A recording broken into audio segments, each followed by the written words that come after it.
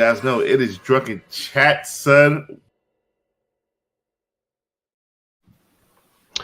Welcome to It's Drunken Chat, son, week number 32. I am your drunken man, chilling here with the boys once again, freaking on another freaking Drunken Chat, man. Look, unfortunately, Mel is not going to be here because, hey, freaking got to make that money, and actually, he's got to freaking relax and everything and chill and everything. So, while he's out, we got to try and hold it down as much as we can. So, gentlemen, please introduce yourselves. I guess I get to go first. Hello, everybody. I am the Ultra Maximus. Not a name, just also a complete lifestyle. And I hope you are all doing well on this still Friday evening in some time zones and now very early Saturday morning.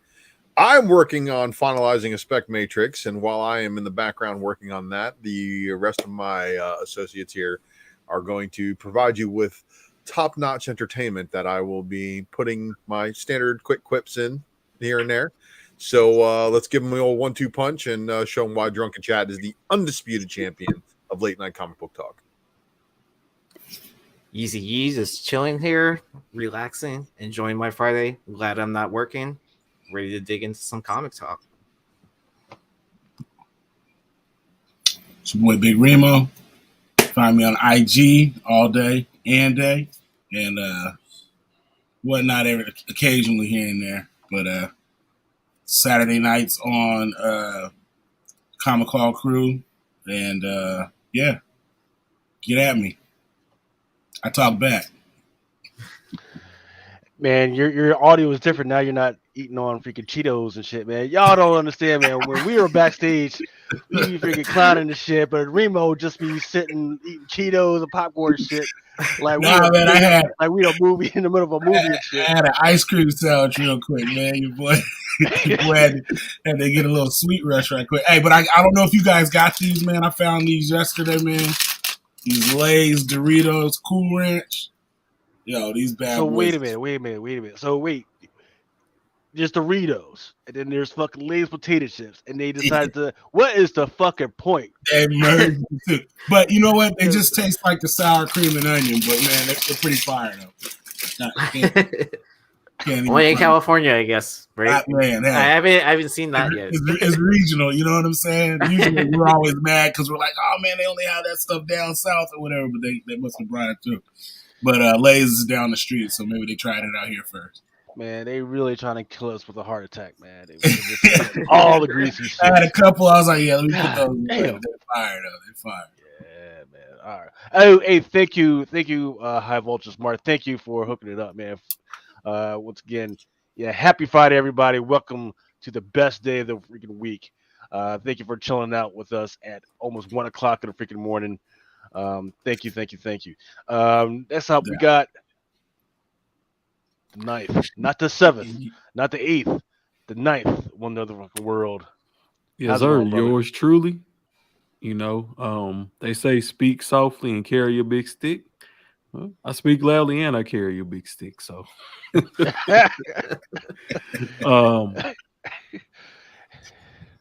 what about I say? Yeah, y'all know, man. Follow me on Instagram, 9th Wonder Comics. And we got a lot planned for you guys tonight. It's gonna be a great show. We're gonna take you back to the essence of comic book speculation, comic book talk. Man, it's gonna be a great show. Y'all gonna love it. Get y'all some of them Lays that Big Remo had, a soda or something. Y'all, you know, just chill, rock with us until the wee hours of the morning. Yeah, you know, and you know, myself, man, you know, I always debate, man. I'm trying to get that word out of people's mouth, that speculation, that S word out of people's mouth, man, because if you're a player on the freaking stock, speculation is a totally different thing. I like alternative investments. I love that freaking word. Because you know, if you're in the art, if you're in the freaking cars, that's the word to use. We say alternative investment. We don't say speculating. You know, freaking it's a weird word, right? But let's get into some of the stuff that happened over the past week. The biggest that people have been waiting for, of course, is She-Hulk. Man, I don't know if you guys were able to check it out or not. Obviously, Remo hasn't not eating those chips with chopsticks, right? I know, right?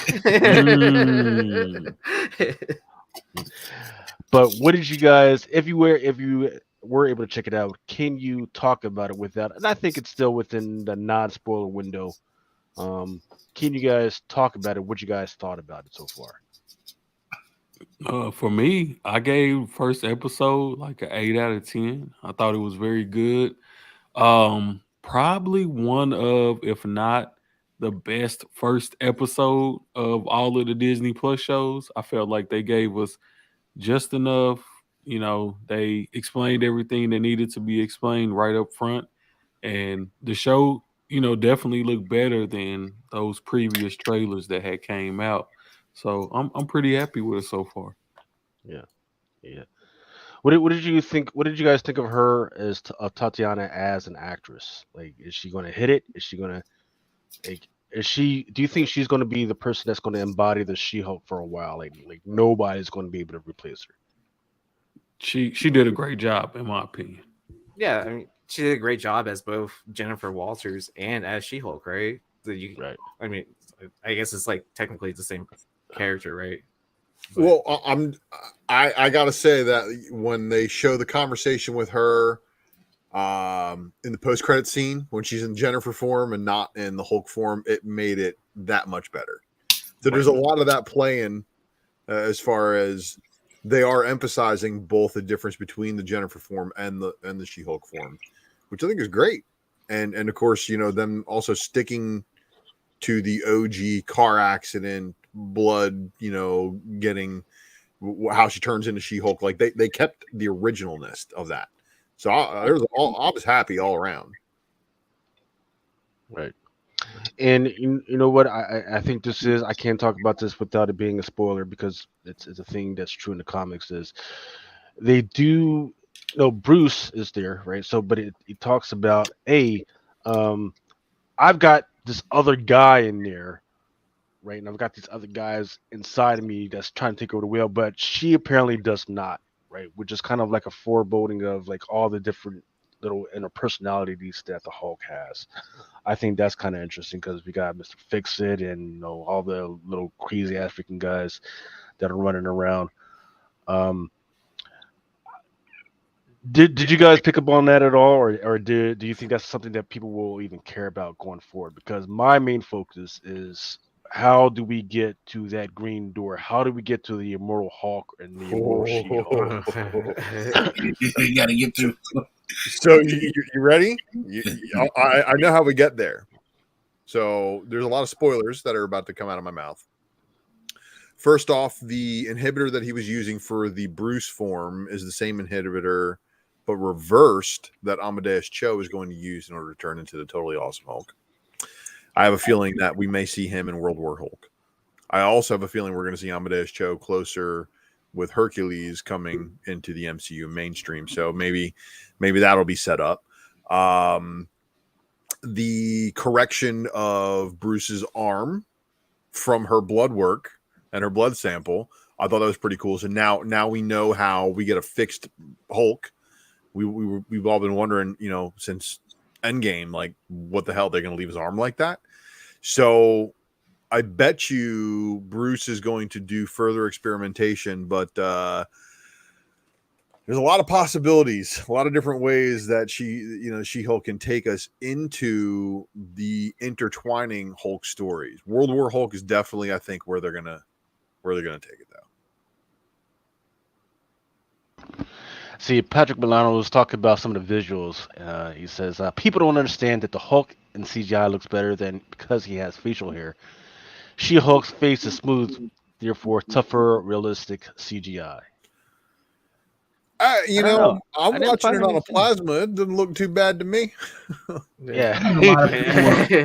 That's the only thing I think people were really worried about was the CGI. I don't even think they even gave a thought to the story until now. So, I mean, that was all everybody was worried about. It's going to look terrible, blah, blah, blah. But they didn't even think about the story. Yeah. And how it was going to play out, I watched it on a 98-inch screen at work. I didn't notice anything too bad. So it was kind of nice, though, also seeing it on that size. Yeah, man, y'all talking like we getting 80s freaking Yeah, Hulk shit, man. Like, no, yeah, man, like this is Lou this shit was Ferrigno and shit. yeah, Green makeup. this shit was pretty damn good. I didn't notice anything. I think Tatiana and I love Tatiana from one of her old shows. I think it was called Orphan Black or something like that. She did amazing in that show. Um, and then I was worried about how she was going to do this one. She did pretty amazing, even though playing a lawyer was kind of like out of her element. Man. Um, I did find that some of the other supporting characters, they're kind of they're not there yet, they're not ready. But that wasn't going to be the focus of the first episode anyway, right? So that's fine, right? Um, I think it was amazing. But what's interesting that I found out is that going going going further. I think they're saying that a lot of the old cop shows and Law and Order shows and stuff like that, that's going to be sort of like the focus of kind of copying that vibe and that feel. So, for instance, how in WandaVision they did like the old family shows, like the 70s, 80s, and 90s shows. Well, they're going to do the same thing with She-Hulk, and they're going to use that to format some of that stuff. But on the lawyer side, then I guess, right? I thought they were gonna do like My Cousin Vinny or something like that. That would be amazing. That would be amazing. Patrick Mono says, "Hey, the only bad point of the episode in Hulk continues to be a boop boop. The Ultra hinted him, and I'm ready for World War Hulk. Angry Hulk is good Hulk. Yeah, but you got the thing is, you got to build up the world, that they're in, right? You gotta. So, for instance, it's not enough to just smash stuff, right? When you go out of control, there's got to be something to, hey, he just smashed the wall, and there's got to be like people on the other side that are scared of what the hell is going on. I got to care for those people. I got to care for that freaking building. Otherwise, it's just smashing Hulk. It's just an angry Hulk, right? I mean, if that's what you want, that's fine, man. But I'm not 10 years old anymore. I Yeah, think you also got to think if you want to do World War Hulk, you you have to kind of build up to that, right? You don't want Hulk to always be angry, running around, destroying everything, because then it gets old. So when World War Hulk comes and he's really on his bullshit, it's gonna be that much better because we haven't been beat over the head with constantly seeing Hulk just going crazy time and time and again. Like, damn, all right, it's been a while since we seen Hulk like this. And not only that, but World War Hulk, he's gonna take it to a different level. So it's gonna be even better than anything that we've seen before. right, absolutely. And just remember that there was a point in which, what was the council that sent him off into freaking space that got him to? It was where Professor X and the dude from Fantastic Four and Yeah, the those, Illuminati sent them yeah, into yeah. space. Those were the guys that originally sent the Hulk off to that planet. He just didn't just drive some spaceship off there. They sent him off there so that when he comes back, there was a real reason for him to be angry at the human race because he just got sent off instead of being dealt with. Um, but now, so the timelines are off a little, and it's going to be kind of weird seeing how that stuff like plays out and what the MC has going on for it. But maybe, like you guys are saying, like World War Hulk is up next. And then from what I'm hearing, there's going to be a little bit more focus on trying to pull in the X-Men. So maybe they're going to dabble into that. But then now we got freaking She-Hulk, which is amazing. Well, World War Hulk, if Wolverine gets called in as a way of bringing down the Hulk, that'd be a perfect intro for him. And I did see something through the echoes of the internet that said that they are clear. Marvel Studios actually has the clear to make a Hulk movie now. Nice. Which, if what I saw was more than just a rumor, that's a game changer. That right there is like, oh, what? Because what type of Hulk movie do we need? Do we need another origin story? Okay. No, it wouldn't be because I don't need another origin story. No, why would we need another one? That we've already got. The Ed Norton Hulk basically is enough of an origin story, and that is the same universe. It's just, you know, him and Don Cheadle, or, you know, Mark Ruffalo and Don Cheadle are the replacements. They're the Shane Falcos. But, you know, they got a lot of different ways they can go. Who's smoking crack? Oh my God, you're smoking crack. No, we don't do that, man. No, come on, man. Nobody liked that movie. We here at the Drunken Chat are high on life. Just saying.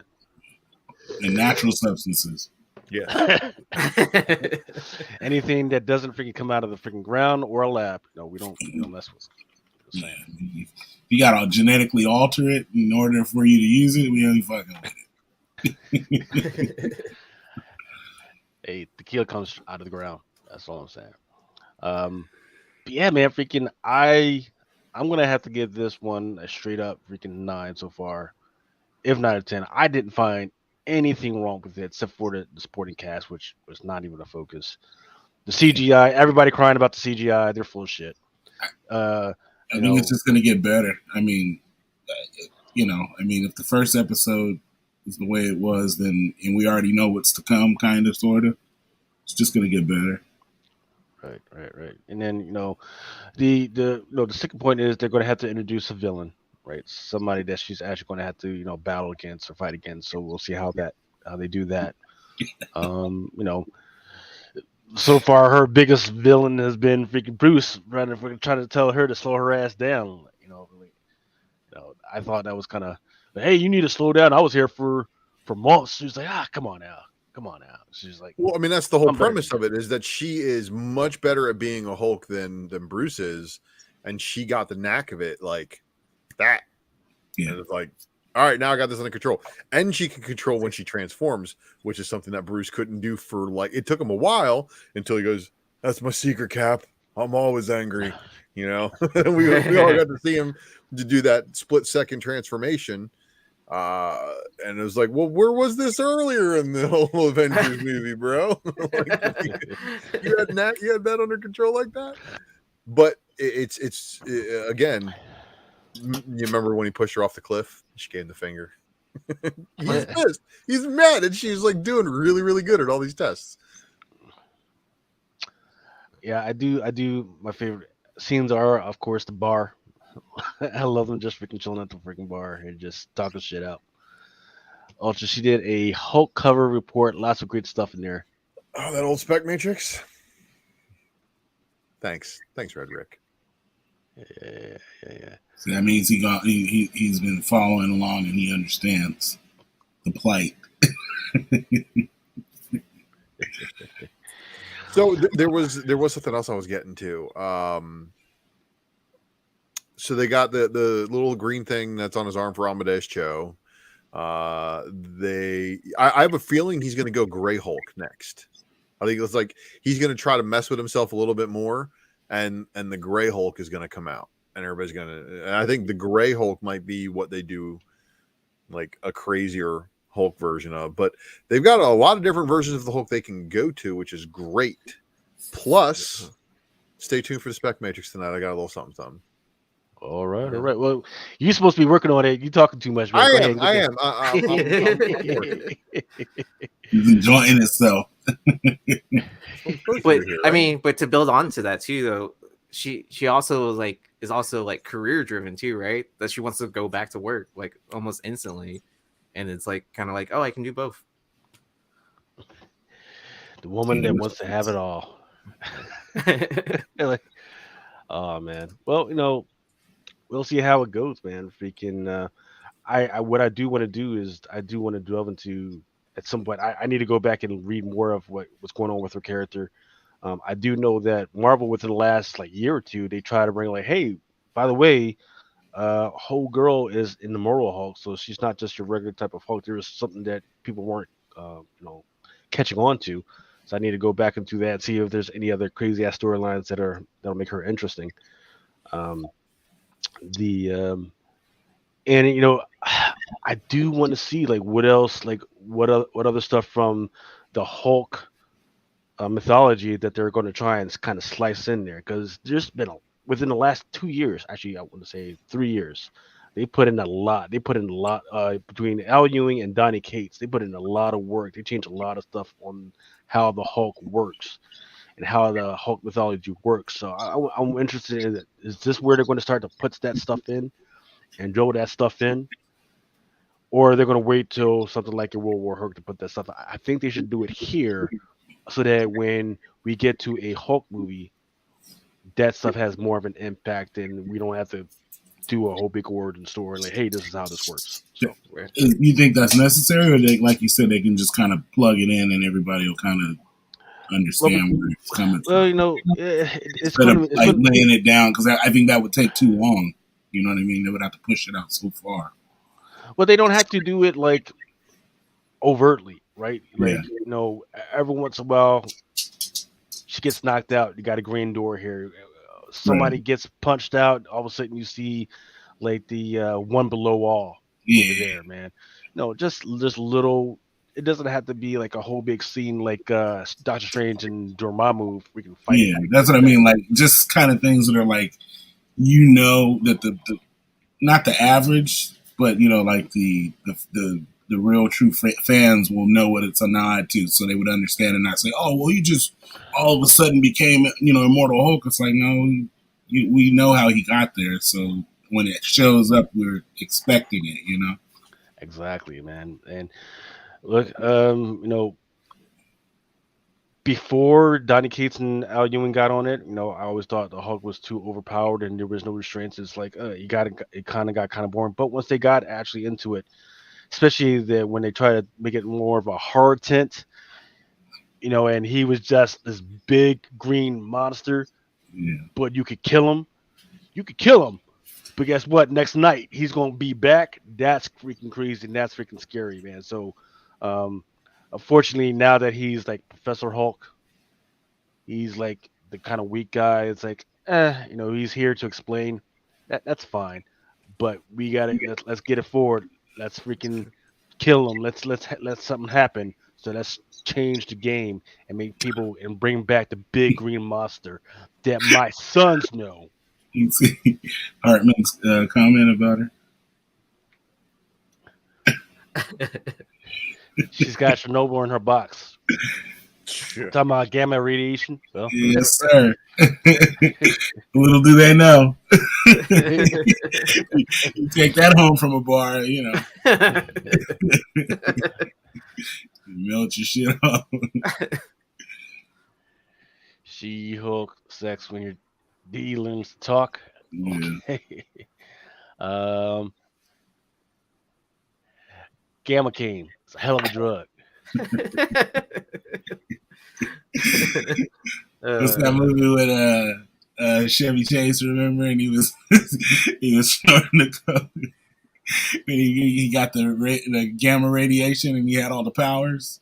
Ah, man, I'm dating myself. Sounds like a crazy movie. It was from the 80s, man. It was when I was a kid. Okay. So it was pretty old, man. I forget what it was called, man. But he was like he was driving behind this radioactive truck and it spilled on him. He got all these powers, but yeah, it was a good one, man. Well, so here's my last question. All right. Her first appearance did go up a little, right? When it was announced and everything. Right. So here's the question going forward. Does a very successful first episode that people seem to like, does this make it go up even further? Right. Yeah, it should. I mean, but you can never really tell with the market these days, because sometimes there's so many people trying to sell and less people trying to buy that it can go. I mean, it's a delicate balance, right? Like like Nine's saying though, like if you're waiting until now to buy She-Hulk #1, like, man, come on, you should have been had that book.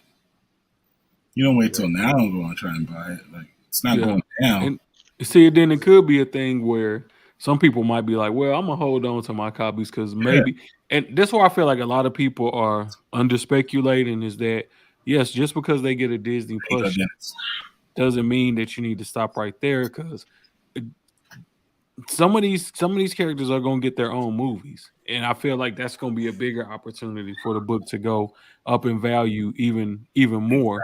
And that's what people need to try to put their money on is when they get their first solo movie, or or a movie title into their name. So I see a lot of people who are like, I can tell the show's a flop because these books aren't moving for like ungodly amounts of money. And I look at these posts and I say to myself, I'm like, first off, did you track the run up on She-Hulk #1? Because I did. She-Hulk #1 was a $20 book nobody gave a shit about in almost any grade. And then when all the rumors started coming about, all of a sudden that book went nuts. And a lot of people are talking about the John Byrne run. There are already crazy prices for a lot of those books, especially the really good cheeky covers, like the very comical covers, the jump rope covers and things like that. If you've been watching Hot 10 and some of the other, movers and shakers and shit, all the other list shows, these books have been on there for the last year. So for everybody to look at these books now and say they're not moving for good money, they already have. And that money memory is there. They're not going to get cheaper. They're not going to get much cheaper if they do get cheaper, but they're already selling for hundreds of dollars for 9/8 in some of these books because they were exceptionally well read and they weren't taken care of. And I know plenty of people who are still trying to put together that She-Hulk run. And then you got the Mike Diodato covers, and you got the Greg Horn covers. I mean, there's a lot of good She-Hulk covers out there. So don't think that there's still not people trying to put together collections now. And then you got people like our buddy Rob, who is like She-Hulk everything, international, every foreign flavor possible. So I can tell you, I know that there's plenty of people out there collecting She-Hulk stuff that still haven't gotten everything. Well, but that's what I mean, though. Like if that's what your goal was, you're gonna pay a premium now, whereas you could have gotten these books before the show started, when nobody knew or everybody was talking smack about how it was. That now it's like they're gonna bump up a bit, even if they're not going crazy. Like you're gonna pay. This is speculation at its finest. It's everybody wants to talk shit. People, the smart people who went and picked up the books. Yeah, you can buy them. I've even got a fourth print of that Marvel graphic novel, She-Hulk. And but see, the thing people also got to consider is that these are $2, $3, $4 books, guys. Like it's even right now, when people say, "Oh, the market is down," Okay, you take a $4 book, you get it graded, put $30, $40, $50 in grading fees in it. To be able to turn around and sell that for $100, $200, $300, $400, $500, that is phenomenal. At the least, it's not too many things that you can invest in to where you can get that high of an ROI. On something, like I said, originally $4 book, man. That's crazy when you think about it, right? So not every book has to be GSX1 or an AF15. Like not everything has to be like super expensive. Sometimes it's all right for a book to just be a $300, $400, $500 key, and it always just kind of stays around that price point. There's nothing wrong with that at all. Lucy said she didn't like it. Well, girl, come on and explain why. Well, I think it would also depend on the next episode, because I'm sure there's still people that are on the fence on either side, right? I'm just waiting for us to actually get into like the actual good stuff, like her talking to Blonsky, and more than just this introduction, the overview of how she got her powers, how she adapted to becoming a Hulk in a day. and then gets back to society and she gets back to work. Her friends all know about it, so she doesn't really have a secret identity. Now we get to see the universe building, and from what I'm seeing and from what we've seen in like the trailers and such, there's a lot of superpowers in this series. A lot more superpowered people than I think in a lot of the other Marvel shows put together. Yeah. It has to be. You got a Hulk, right? So you just can't have, your common everyday street thug going up against a Hulk. That's not even halfway interesting, So Titania was like, "Who the hell are you?" Jennifer Walters, Editorial. See, but that's the thing. It's like, I think that's a key point, is that she doesn't have a secret identity, and she's not hiding. Right. Not hiding in plain sight. Like, you know what I mean? It's like, I am who I am. Like you said, even Hulk, we grew up knowing that he was always trying to not let you know who he was. And if you knew who he was, it was too late. You know what I mean? Like, it's like, that's what makes it different. Like, you can, she can be on billboards. You know what I mean? Like, you can promote her. Like, she, like they said, oh, we're going to, I think she's got tons of potential. Like, and even like you said, down the road, if people continue to like her, that A-Force isn't too far off, Oh, I think that A-Force, I think a lot of the things that happened during the Secret Wars time, that was like alternate universe kind of things, I have a feeling that we're going to see many different versions of those things in the future here. And it's just because of what's going to happen with the incursions. I think how they're going to go into some universe destroying shit. And I think they're going to give us Battle World. I really think they're going to give us, that's how Secret Wars is going to go down. We're going to get to see Battle World and different locations. And I would not doubt if an entirely female nation, island state, whatever you want to call it, would be a part of that. So who are we talking about now? Any of the Marvels, right? You got, I would like to say Kamala Khan. Nobody wants to see Brie Larson right now. She still needs to sit down on the bench and chill for a little bit. Man, look, I honestly don't believe that. I think people are waiting for it. People want Brie back, man, especially after the maybe Judge Too Soon Thanos memes with her working out. Showing a little bubble on the back. It's cool. But then people be hating just for the sake of hating. I don't know. I disagree, man. So there's the crazy beautiful skill, right? Where the more beautiful she is, the crazier you're willing to accept. She's not that the crazy pretty hot matrix. No. She's not that pretty to freaking dispel the craziness. Look, the crazy hot matrix got me in Scarlett so much Johansson trouble when I was younger. Scarlett Johansson is out. That Steve bring her back, please. But anyway, Scarlett Johansson's got like XY vibes. Like, oh man, I know you're still suing me for half my retirement check, but you know what? Come on back, please. She ain't died. I didn't see her fall off the cliff. He didn't let go. Exactly. He shot an arrow into the wall, and then she was holding on by a wire. We just didn't see it. She's coming in from a different universe. Here we go. Yeah, that's all. She didn't die. Ultimate Fallout universe. That's where she's going to come from, man. That's what I'm waiting for. Love Brie with the long hair better though. I think it's either way. But she looks like a picture of the word B looks like.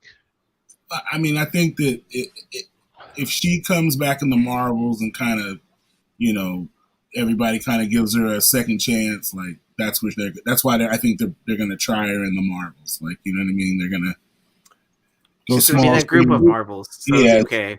Yeah, it's going to kind of ease her back in, and then you'll forget about what she did, and just The only Marvel people really want in the Marvels ain't Ms. and it ain't Captain. It's Blue. Okay? Yeah. So, yeah. I mean, that's we all hope and dream. I know Dennis and I even talk about this. He's like, it's the worst spec ever. I'm like, yeah, but you know what? If it pans out, it's only 17,000 copies. That makes it great spec. And no variants. The story right now also, like, if you read the Blue Marvel miniseries, that story right now would probably play to the audiences really well. Yeah. And it would probably pull in a crowd. But there's a lot of people out there doing weird shit, man, saying like, "Yo, if you white, don't go see Black Panther on opening weekend." And I'm like, For what? "Excuse me? You should go. Everybody should go." Exactly. Thank you. Everybody should go, not just excluding people for whatever Everybody reason. should go. They didn't exclude nobody in the first Black Panther. I give somebody the same fucking sideways look. They'd tell me, you can't come see this movie this weekend. Fuck you. Excuse me. Going to see that shit. Yeah, there's that crazy ass person out there where I'm trying to revoke her black card all day because she's on some other shit. She's like, oh no, hey, you particular shouldn't go to see it. What you should be doing is holding down standing outside the movie theater as security and letting black people, hey, bitch, shut the fuck up, man. You don't even know who Black Panther is. Girl, you need Jesus, and I know you need that because your hair looks kind of crazy, your eyes are kind of crazy, you got that freaking ring. I know you don't show up to church service like that, so you look. No. Don't do that. Don't do that. Don't talk for us. Everybody went and saw Black Panther 1. Everybody go see Black Panther 2. Yeah, hell yeah. Nobody wasn't talking crazy about Black Panther 1 until it blew up, and then everybody was like, "Oh, you can't make it yours after." You know what I mean? Like, yeah, exactly. And you know what? It's for everybody. It's not supposed to be like, look. I think that's a small fraction of people saying that because I haven't heard that and I don't want to hear it. So don't come screaming that bullshit around me. I don't even want to hear it. That's right. Don't come around here with that wild shit. Yeah, fuck that. Go somewhere with that. It's always the people more the merrier. Right, it's always the people that have nothing to do with the community that are saying the craziest shit. Right? I've noticed that. I noticed that a lot. Usually people who have no fucking stake in the game are usually always the ones trying to put out an opinion piece. Oh, I remember that when the whole J. Scott Campbell thing came up with that Joker cover. Oh, that lady complaining on Twitter. Do you remember that? Oh, about him appropriating it because it was like a kabuki Joker cover? Yeah. That lady wasn't even Asian. Yeah, get out of here. That's exactly what he's saying. It's always somebody who's not from the community trying to say who should be upset and who shouldn't be. Like, get out of here, man. Nobody's complaining about a fictional movie. Get out of here. Look, as I've always said, man, if you want more diverse content, you got to vote with your dollars, not with your fucking mouth, or not with a bullshit fucking tweet to get you attention. Yeah, get up out of here. Yeah. Well, it's everybody chasing clout. Talking like that will get the movies not made. The world is full of clout chasers.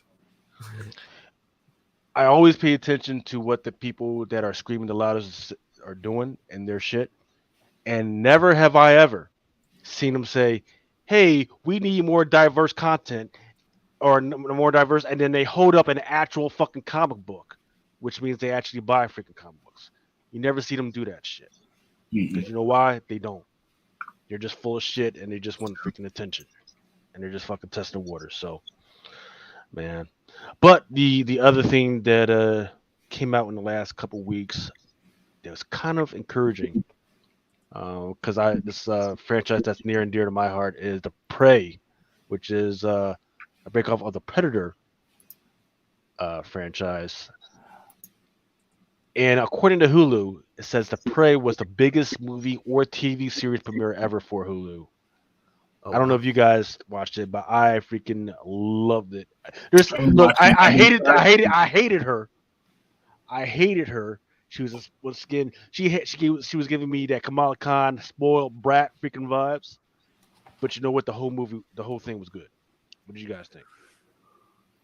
I enjoyed it a lot, actually. I haven't seen it yet.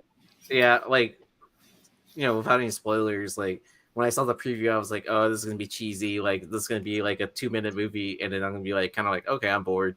But it actually, gave that Predator vibe to it. And then, it was evenly matched to the time period, I guess. You know what I mean? It's like, not like their weapons were so advanced that it was just a slaughter. So it was actually an interesting, like, hunt movie. So this, well, I don't want to ask too many questions. But Yeah. I'll try not to. Well, I Spoil mean, anything. so the thing is, it's press spoiler. No, I'm saying I haven't seen it. I don't mind. I'm just saying, is it more so like a period?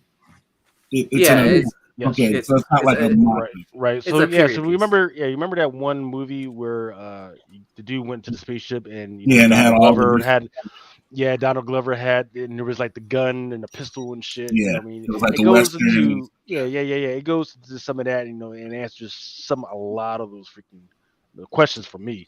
But apparently another one is on its way. And I think they said it had to do with the times of the samurai or some shit like that. So. Oh, that's gonna be dope. I'm gonna like that. Yeah. So this is gonna be an ongoing movie series. Yeah. Okay. Absolutely. Dennis.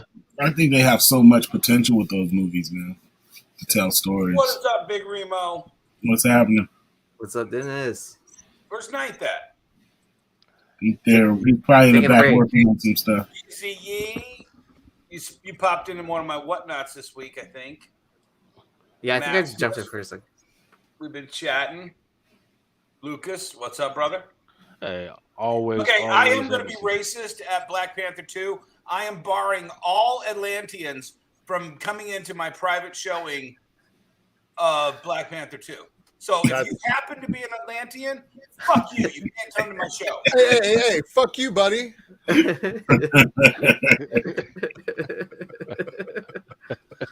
Dennis got the blunt, and I'm wishing I had. Okay, answer me this though, because I'm clearly white. They're talking. I saw an interview with the guy who's playing Namor, right? And he's talking about how he's proud to represent the proud culture of the Atlanteans, and I'm like, as far as I know, we still haven't confirmed that there's ever been an Atlantis. No, Dennis. There was an Atlantis for sure. The remnants of Atlantis are who restarted civilization. So that would be the Armorites and the Sumerians, and that would have been after the last cataclysm of the Younger Dryas. And if you would like to explore this topic with me, we can do so on a different date because there's a lot to unpack there. But what I'm saying is you believe that, I believe that, but I'm pretty sure Disney ain't going on record as saying they believe that. Oh, no. They made an animated movie called Atlantis that made... Yeah. Yeah, you know. Shit ton of money. $2. I gotta admit, though. I can't even get rid of the Happy Meal toys from Look, all I know is that Discovery will be all over it. Waiting in the wings to dispel any notion of there being an Atlantis if it gets even popular, because most historians love talking about it, but they love talking about what Plato was talking about, because Plato was talking about a bunch of different real life locations. Well, it wasn't even Plato. It was his great uncle or something that originally wrote about it. That he Herodotus. He was just transcribing it for the modern audience. Right. But it was supposed to be a theoretical location of where Hercules went. If you want to say Hercules or Heracles was a real person, that's up to y'all, man. Freaking. But I'm pretty sure once again WBD and Discovery will be all over that, and of course, I'm sure the ancient alien guy is going to be all over this shit. Oh yeah, man. They're like, oh yeah, man, freaking aliens. Atlantis is in the water and rose up into the freaking sky into another freaking planet. And that's actually what that one shill dude David Wilcox said. Atlanteans is my shit. So look, there's a reason why it's called the Atlantic Ocean. The ridge that happens to be at the bottom of the Atlantic Ocean is all that is left of Atlantis. Okay, do you believe Bright Insight that it's that little crescent? The Rashad structure, that's one of the cities of the Atlantean Empire, or do you go for sure. Graham Hancock on the theory of off the coast of England? Well, that one, that's the Doggerland, and that's when the oceans were 400 feet lower. There was a lot more land around. Well, so if you can imagine 400 feet lower oceans, the entire perimeter of what is currently the Atlantic Ridge being further out in the ocean, and there being small islands that consisted of what the Atlantean Empire is, and according to Poseidon, it was the 8 islands, and they were all governed by the King Poseidon. And, it's really weird that there's statues of Poseidon in certain places like Saudi Arabia. But anyway, the Younger Dryas incident, whatever you believe it may be, does show that a flow of water created the Mediterranean, turned it from a Mediterranean valley into the Mediterranean Sea.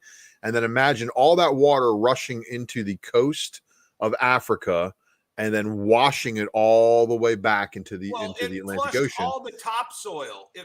So that's how we get all the sand that covered everything there, and you can actually see the mud flows from space showing a lot of that stuff. So Atlantis is a real deal, and there's old maps that show when after the flooding, and then the floodwater started to recede, the peninsula that is basically the tip of Africa, about where that reshot structure winds up at, and Mauritania, and it does show that as being labeled Atlantis with water to the south of it, though. So Ultra, you and I need to have our fucking show, and because, dude, I am fascinated with Petra, Göbekli Tepe, all that shit. Yep. I dabble and I believe all the Nephilim stories from the Southwest as well. You want to talk to peaceful Native Americans? They might have slaughtered what was left of the Nephilim from the previous civilizations. Yes, yeah. The giants that walked the earth, they still do walk the earth in certain places.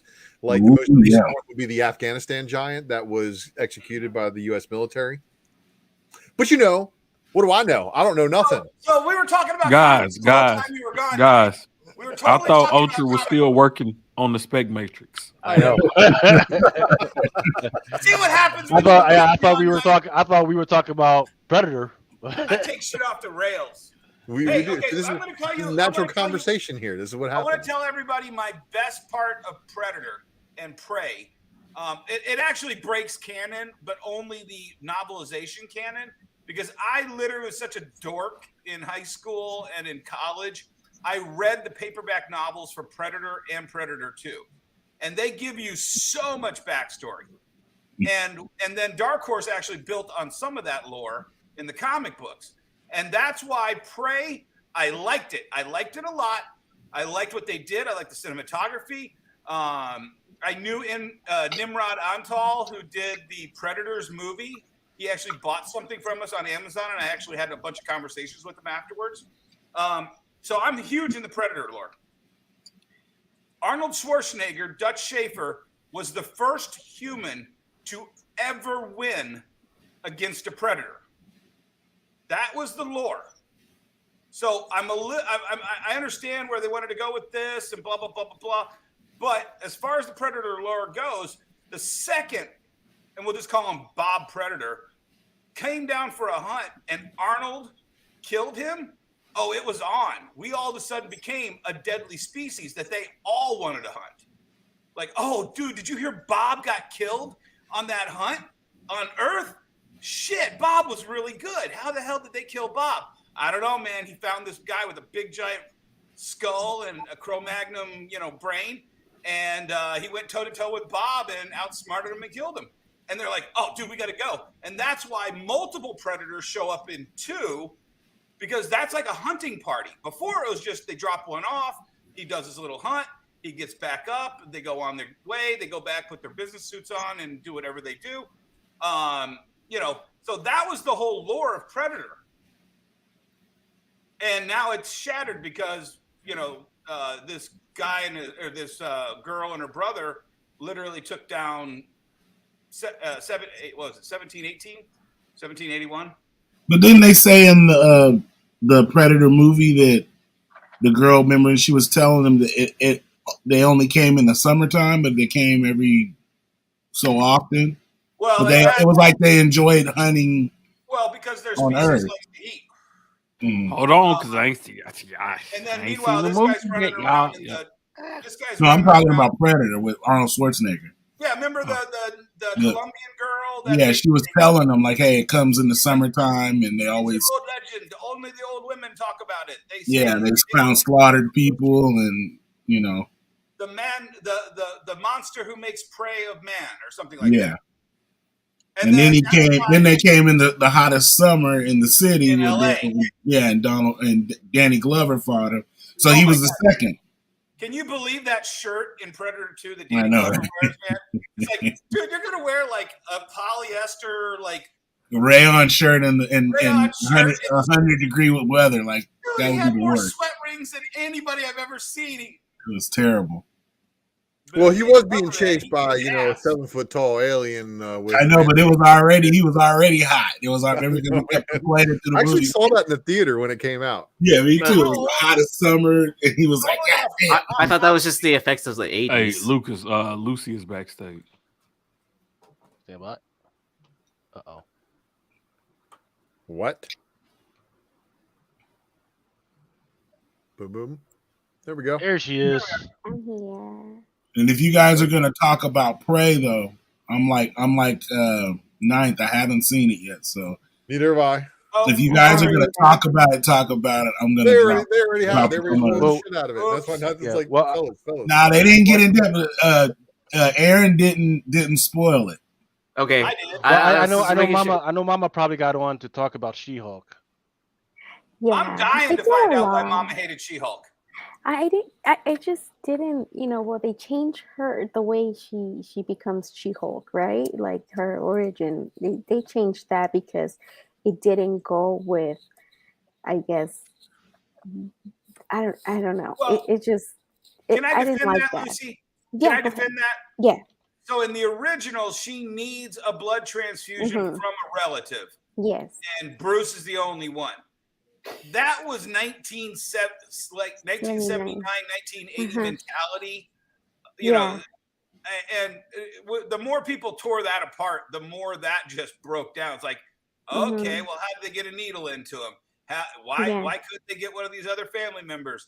So that was always kind of sus. I kind of dug the way and first thing, my kids jumped all over it, Lucy, and I'm like, whoa, guys! Remember, Stan Lee turned into a Hulk from drinking the one drop of blood in the Mexico bottle that he was drinking. Mhm. So I mean, his blood is gamma radiated, like a fucking microscopic drop of that could probably burn a hole through a table, man. Yeah. Like, and then they did follow it up with the science on it, going, look, we have a genetic DNA structure that's similar, and gamma reacts to it. So I think they did their homework as good as they could to kind of get around that Savage She-Hulk origin. I think like because they, the reason she changed it was because that it clashed with the show tone. That's the reason they changed it, not because of all that. I think that's what the writer of the show said. I'm like, what the? At first I was like, okay, but then I watched it, and then she felt a little bit annoying. That's what I feel like. Very, I know she's a lawyer, and it's like a know-it-all, but it's like he's trying to like help her out, and she's just kind of like I'll give brushing you that. him off. And Most I'm like, lawyers are annoying. oh yeah, right. We met one. But yeah, I don't know. I just didn't. I don't know. But yeah. I didn't like that. The way they kind of started off. I just didn't feel right. And the way I kind of like the ending, like then she's in court and ready to, I guess. I don't know. I'm trying to. It's hard for me to explain that, I guess. But just like, oh, she's in court already. I've been away, and just I felt like it was rushed, like to show her that she's ready to kick ass. Like she's been with Bruce on that island trying to teach her, and now she's back to the real world, and the friend is telling her like we're gonna skip all that of the friends finding out that she's She-Hulk, and now they know, and you know, I feel like it's kind of rushed. It felt that the whole episode, it felt rushed, and it's because they want to keep it like this. The first season, keep it short. You know, I don't know. I felt like maybe because finishing Sandman and watching She-Hulk, that is so rushed. It just feels rushed. You know, just like the other ones, the other shows. Yeah, I see what you're saying, right? You know, the vibe is different, right? Whereas, and just like you're saying, you know, there has been a whole vibe for the last 2 years of trying to make people understand that there are some strong women out there, right? That whereas when I got a Mansplain it sneeze, to her, right? Lucas. Mansplain this to Lucy. Yeah, look, no, I I am don't going feel it to like that. explain No. social media and the vibe from TikTok. I am going to explain that to our audience about the vibe that women are strong, and like, so for instance, me, when I have a sneeze, I'm out for the next 2 days or 3 days. My wife, she's still working. She don't care, man. She looks at me like I'm a crackhead. Like, what are you still doing in bed? You know. In fact, there's this one video that's out there today about this lady who was taking her nursing exam online. In the meantime, at the same time, her water broke. Water breaks, boom, she's still taking the test like it ain't shit. Right. Of course, after she takes the test and passed, she freaking goes off to the freaking hospital. So there's that whole vibe that, you know, a lot of social media and freaking the It's networks expensive are to take going that for. test, though. So Yeah. there's no refunds. Patrick Swayze broke his leg doing the final jump in Dirty Dancing, and he still finished that. He's a strong man too. But we're supposed to be. It's supposed to be, you know. Happy 35th anniversary, Dirty Dancing. My daughter made me watch it the other night. Oh, that's one of my all-time favorite movies. Dennis, I love Dirty Dancing. That's one movie that I These could watch. movies were awesome anyway. Top Gun, Dirty Dancing, they're trying to remake all that stuff. And all that music, the whole soundtrack is just amazing. But yeah, that's another show. But yeah, no, I get it. Like, you know, I understand, but it's just, I love She-Hulk, and I just I don't know. I wanted to like it so much. I just wanted to like it. And I think it's know. gonna get better. I hope it gets better. I really do hope it gets better. Lucy? Yes. Because you gave me a little bit of a so you just binge watched all of Sandman, right? Yes. You completed it, and you watched the extra 2 episodes. Yes. They dropped like a week later. Yeah. Then you're given 1 episode of She-Hulk. Now, can you imagine if you were dished out those Sandman episodes one at a time? I could, yeah. Like, you can see. And you like, wouldn't be a little confused as a noob watching that? I mean, I'm not saying you're a noob, but I'm saying I think with the Sandman, just kind of slow though. Yeah, you've got to give everybody everything, because if they don't hook you on that first episode, they've got to give you everything so you'll watch 2 and 3. Whereas this one they had to jump you on 1 because Marvel is doing this slow roll on everything.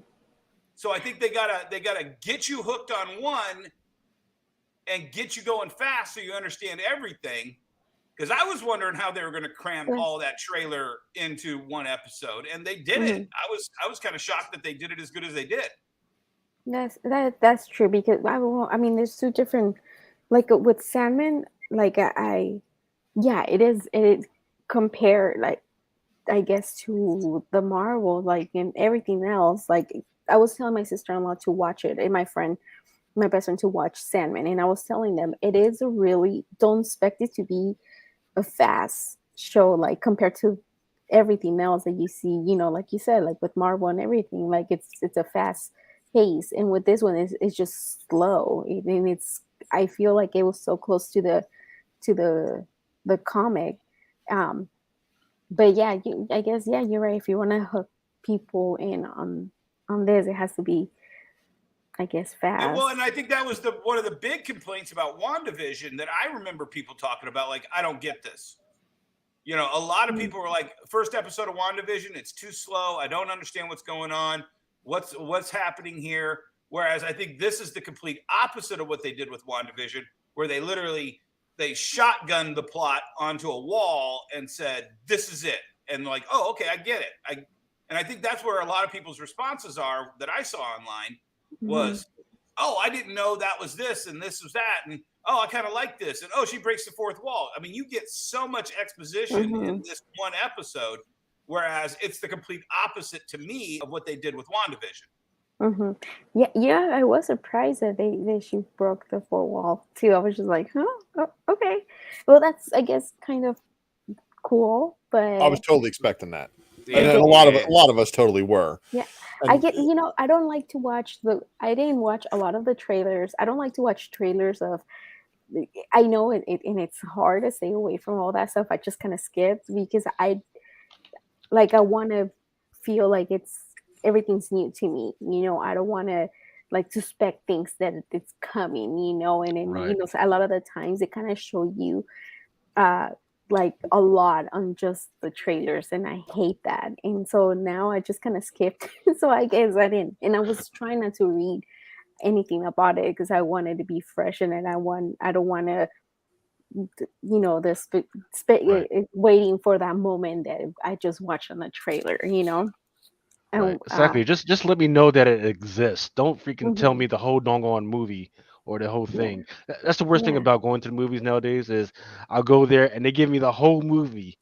I even know the freaking ending by the way the whole thing freaking going, and I don't even need to see the movie anymore. You know what upset me was Stranger Things. Everybody's like, oh, Stranger Things, the trailer looks great. And I'm like, dude, you just spoiled the whole finale of the last season by showing me Hopper's in the entire next season. I'm like, give me a little something here, guys. You kind of left the whole "is Hopper alive" thing kind of floating there, and then you just show me Hopper all through the trailer. Oh, come on, man! When you saw the end credit scene, Stranger Things 3, you didn't know the American was Hopper. I saw the box office receipts for Hellboy, and I kind of knew he was coming back.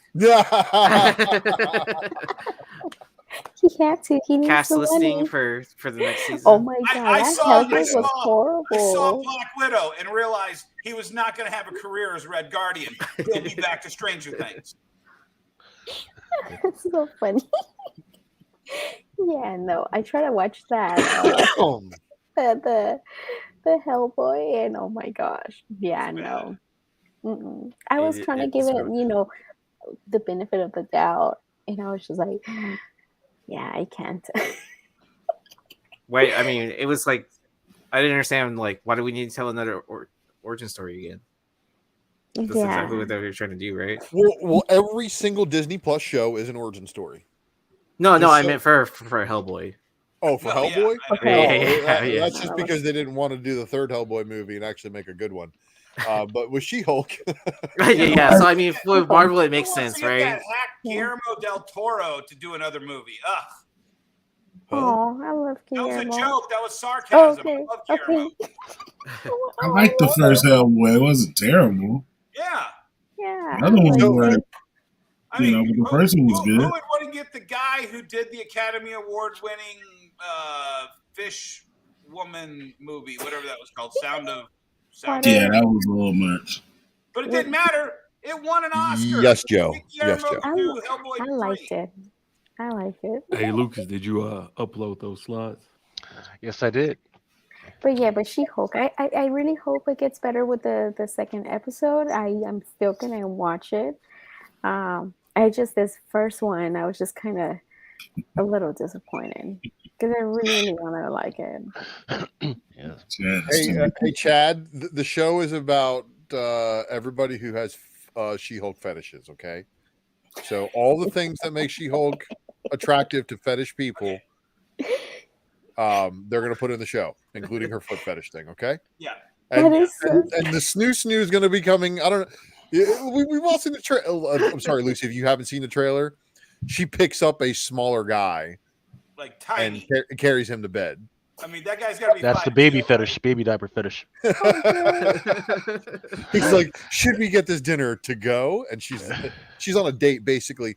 So what I think happens is Jennifer has a really hard time adjusting to being She-Hulk, but then like her ego gets the better of her, like kind of like how the Dark Phoenix is all rage and joy and like real extreme emotions.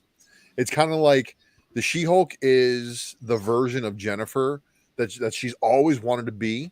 Like it, and that's why to her it doesn't seem like a different person, but it actually is. I It's think a it's very actually different person. you know what it is? It's a lot of the Tony Stark arc from Iron Man 2, because he's cocky and Tony in one, but when he is Iron Man, when he's in Iron Man 2, he is Iron Man. And that's his character. He is way more cocky as Iron Man than he ever was as Stark. Yeah. And I think that's the character arc they're gonna kind of lift as well. Well, Tony, that's very debatable, but you know what? There was something called a spec matrix with She-Hulk inspired by Rob's comics that might have covered some of those. And I don't know, there's a lot, you know, the Sia Ohm 1 in 100 is pretty tough to find. The Jeff Scott Campbell, what was it? The Heroic Age variant. That's also kind of hard to find. I like the She-Hulk 1 in 25 Deadpool photobomb variant. That one's pretty cool too. You know, him and his undies. Oh, shout out to Mel with the Raza She-Hulk 163. I think that's just the A cover, but still, like I love that cover. Oh yeah. Like Raza and John Tyler Christopher doing some of those that whole PTSD, and this is what Dennis is talking about earlier. She hasn't gotten to the different personalities of Hulk yet because she hasn't died and come back as the PTSD Gray Hulk, which happens later. There's so much character building they can do, right down to the overly superpower super snoo Hulk that they just had the Avengers. I like a lot of the J. Scott Campbell stuff he did for New York a couple years ago. Yeah. I really like the Jen Bertel covers from the new She-Hulk. Yeah. That's a great cover. And because she's on the A cover and they're doing second prints of the A covers, that's going to be for Bartel collectors. I know that's why Marvel did that. And you know, even the Momoko one, it was Avengers. I think I even like that one. Yeah, so that Momoko one wasn't that was an Avengers book, right? And I think it was the first appearance of Echo as Phoenix. Oh, I didn't even know that. I just grabbed it because of the cover, but I didn't even know it was the first appearance of something. So Ninth Wonder got this slide up on the screen here, so that means he's got some goodies, and then I've got a spec matrix on deck. Yay. Yes, sir. So it is the top of the hour. So it's time to get back to some actual comic stuff. And Ninth Wonder has been gracious enough to make sure we stay focused and get some of this stuff in with artists first. What we got on deck, Ninth? Let me see if I can do my best Mel. Cheer. Aaron, you need to come up with an opener like of Mel just saying some shit.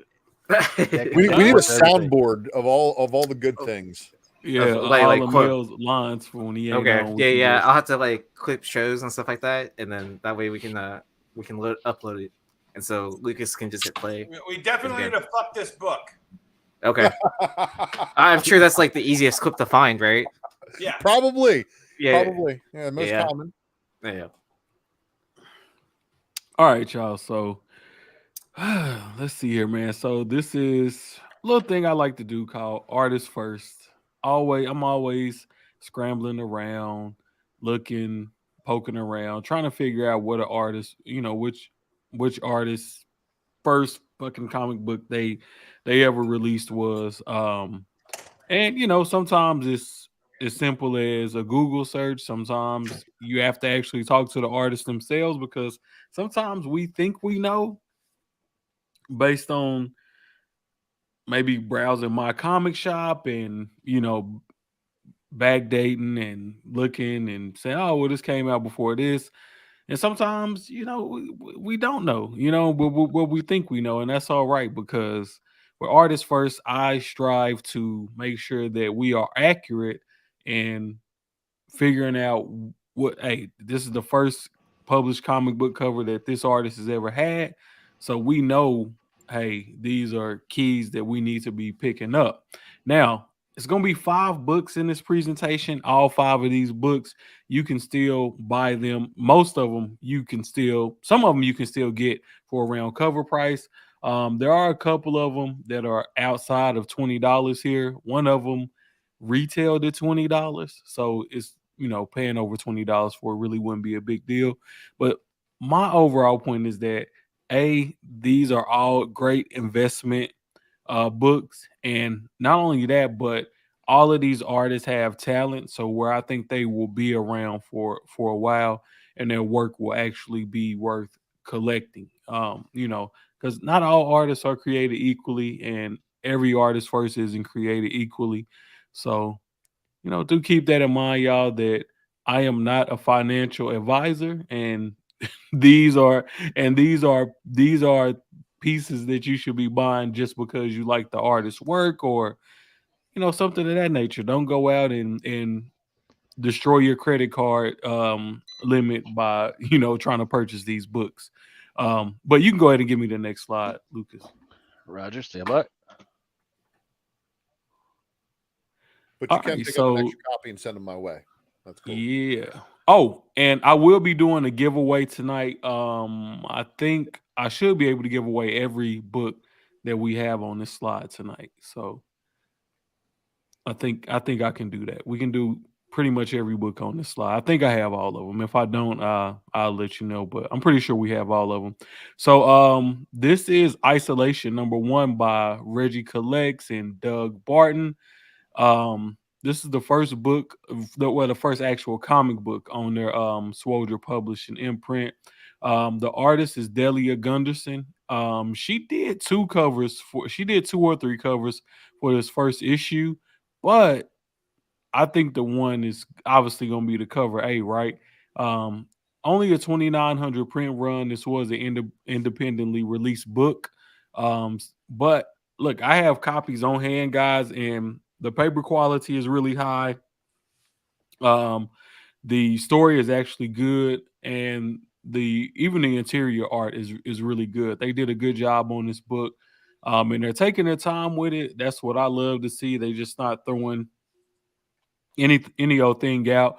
But the cover artist for this Delia Gunderson, this is her first published artwork on a book with only a 2,900 print run. So I think you can still pick this up on Reggie's website. I'm not 100% sure. I got my copies at San Diego Comic-Con, but y'all can go over to Reggie's website and see if you can still pick this up. Only a 2,900 print run. If she continues to flourish and she does things outside of working with Reggie, this book is going to be a real pain in the ass to find if you thinking long term down the line with only 2,900 copies out there. All right, I'm ready for the next one, Lucas. Roger. All right, so Hardware #1. This is the first published artwork for Hanini. I'm just gonna guess and say this book was low ordered. I really couldn't find any numbers on it, but it's DC / Milestone. It's a reboot for the Milestone returns.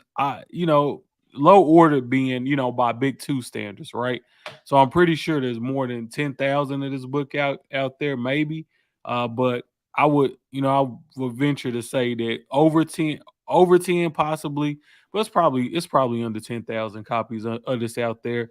Hanini is a badass. I mean, as far as the artist goes, we've already seen some covers like the Miles 1-25 he had, and a few others that shows that he's not going to be a flash in the pan artist. He's going to be around for a while.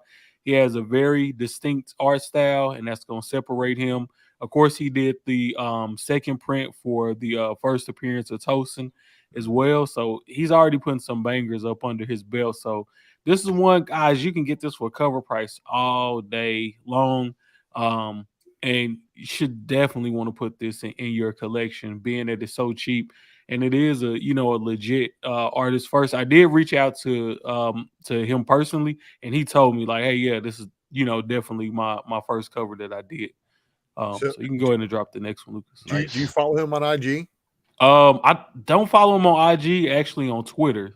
Oh, so on IG, he posted a picture of what his favorite cover that he's done of his personally is, and it's actually that Wolverine from X-Death.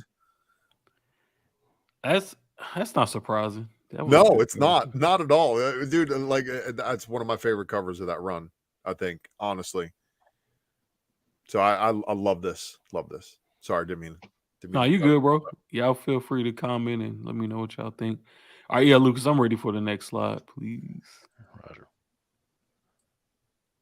All right, so I've talked about this one before. Anybody that follows me on IG knows I'm a real big fan of Maria Wolff. Her first cover was a Marvel cover, which is unheard of. Most artists start out in the indies, but she went straight to the big league. Women of Marvel #1, and it's a variant cover at that. I think it's safe to say this thing was low order. I think this book retailed at like $5 or $6. And it was a thicker book. And there were a lot of different covers for this. There were store variants for this. So I'm gonna say this one is low order, but you can still find it out there for a little bit over cover price. Look, man, if y'all go back and look at all the covers Maria Wolff has done so far, none of them look the same. All of them are good, high quality work. She has that distinct art style. I don't think she's going anywhere for a while, man. And she's making a good living right now doing Marvel variant covers. Not a bad gig to have, right? Doing Marvel variant covers, like you pretty much gonna have your work seen on a monthly basis on, with a high-end character. I think her next cover I think she has one coming out next week that was this Carnage. Her last release before that was Spider-Man. So, it's on and on and on. That's one thing to me that I look for as artists is like, where's your work being put out, right? Because obviously on Marvel, more people are going to see your work, making it easier for more people to become a fan of your work, thus meaning that the secondary market is going to start moving more aggressively towards buying your work. Well, didn't she have one from C2E2? Yeah, she did the Battle Beast for C2E2. Well, Skybound X. No, Skybound X. It was actually a Skybound X exclusive. They let her start selling hers first at San Diego Comic-Con, and then they released more C2E2. But yeah, she did the Battle Beast. Outside of Marvel stuff, she has done a couple of indies. She did IDW Transformers book. So she has a couple of non-Marvel books out there, but it's easier to get work when you're already doing work for Marvel, right? Everybody else, oh, you doing work for Marvel? Yeah, you can come do a cover for us. Like, so now I feel like she's in a position like to where she can kind of call her shots, if she wants to, venture outside of Marvel, that won't be a big deal. And even like, let's say she stops doing Marvel covers and she just goes completely indie and DC. Well, she got damn near 20 Marvel covers under her belt. Like, it's no big deal. Her work been circulated on Marvel just for a note for this over a year. The sharks out there. She's got some cheap books that are just bangers on eBay right now. Yep. Right. Yep, lots of good Her books out there. Is amazing. Yep. Yeah. Knives started getting me to spend money. Yeah, I like artists first. Yeah, I got this done. I don't know if I probably showed this on here before, but I got this done by her at C2E2. This book just came out a couple of weeks ago, Amazing Spider-Man #6, which it's an amazing cover by itself, but I had her add on the spider senses and the venom as a remark. But I really like the messenger bag on there. Let me see if I can get it up close. Yeah. She got the messenger bag with all of the Sinister Six stickers on there, and then the Deadpool. I thought that was like a really nice touch. And then if you look at the pole, she actually remarked a tag on the pole of her autograph. Look But at the it's just a detail little, on his costume though, man. All the little wrinkles and shit, and the yeah, the little lines. And shit. wrinkles on his Oh my costume, kind of like more damn! McFarlane style with the But you got a costume. Nakayama type signature too over here. Yeah, very, very got a distinct. I very like old distinct school. signatures. That's a But square bound you know, book, isn't it? Legacy is a- 900, bro. Yeah, Legacy 900 square bound book, $10 book right here. I bought like 4 or 5 of these when they came out because they had a million covers for this book, just like that Marvel released by themselves, right? So the way I'm looking at it is that this thing is gonna be. I just got a feeling it's gonna be low printed. I mean, like $10 book, a bunch of different covers to choose from. Like, I just see that book being low printed, and it's a great cover. It's a great Spider-Man cover. So like I said, I bought like 5 of them. But yeah, Maria Wolff, man. Man, if you ain't familiar, get familiar. Go and make sure this Women of Marvel #1 variant. Go ahead and grab that up. Like, I'm telling you now, because I think she's far from done. Because we really just starting to see the range of her work. We're really just starting to see the range of her work, because a lot of stuff that she's done had that real grungy, look to it. But like even this cover right here, she switched it up a little bit and did something lighter, and it still worked out phenomenally. All right, you can go ahead and drop the next slide, Lucas. So this one, I think Ultra put this on my mind. First Jimbo Box, Harley Quinn 19, 1/25 variant just came out week before last, I think. Mel put a service announcement out telling y'all to go and pick this up on MIDI. I'm not sure if it's still in stock on Midtown. I know earlier in the week when we were talking, it was still available on MIDI. But $5 book, 1/25. So that book is a little bit more expensive. Well, no, I don't know. The cover A might not be $5. The cover A is probably still $3.99. But either way, 1/25 variant. Another one of those anime style artists, right? So I know Luke is always talking about, the manga anime influence, coming to the West. Well, here's another one of those artists. And if you look at this cover, it kind of has like a Sailor Moon type a look to Harley Quinn. She's wearing that traditional Japanese schoolgirl outfit, is what I see here. Yeah, but she's also got the Joker playing card in her hand right there, which is wild. 2 different color hands. So I mean, there's a lot of like Japanese influence on this, which is exactly where Jimbo Box's art comes from. So it may not be for everybody, like Joe in the chat saying it's not for him. Well, it's not for a lot of people, but you know what? This guy's got such a cult following. And Sharks, there's 10 copies under ratio right now available on eBay. So good, man. I put it this way, man. It's a lot of Harley Quinn fans out there. It's a lot of anime fans out there, and a lot of those people fall within that same demographic. So it's gonna be a lot of Harley Quinn fans, anime fans. If Jimbo Box is gonna be doing comic book covers on a consistent basis, he'll build a fan base. And okay, so it is a guy. Yeah, I'm assuming it's a guy. Like, don't castrate me for that. Nothing in this day and age. Night. Yeah. Come on, man. But Jimbo Box, whoever you may be, look. Soon it's going to be. Is it an AI or a person? It could be an AI. So Jimbo Box, 1/25 variant for your first artwork. Yeah, I'll take that all day. You can go ahead and drop the next slide, Lucas. Now, this is the one I'm jonesing over. Brooks Kim, Dead Lucky #1. This is a Bird City exclusive. So big shout out to Ant for having the cojones to put a new artist on one of his store exclusives, and thus far giving him a de facto artist first. 500 print run is what Anthony did on this. And that book is already sold out on birdcity.com. I think you can still pick up some copies on eBay. Of course, we'll be giving away a copy tonight. I want that shit so bad. So Remo's name on the wheel twice. Please. Mine too. What, Lucy? You didn't get one? No, I haven't been making any, doing any shows, so I ain't got no money for comics. Gotcha.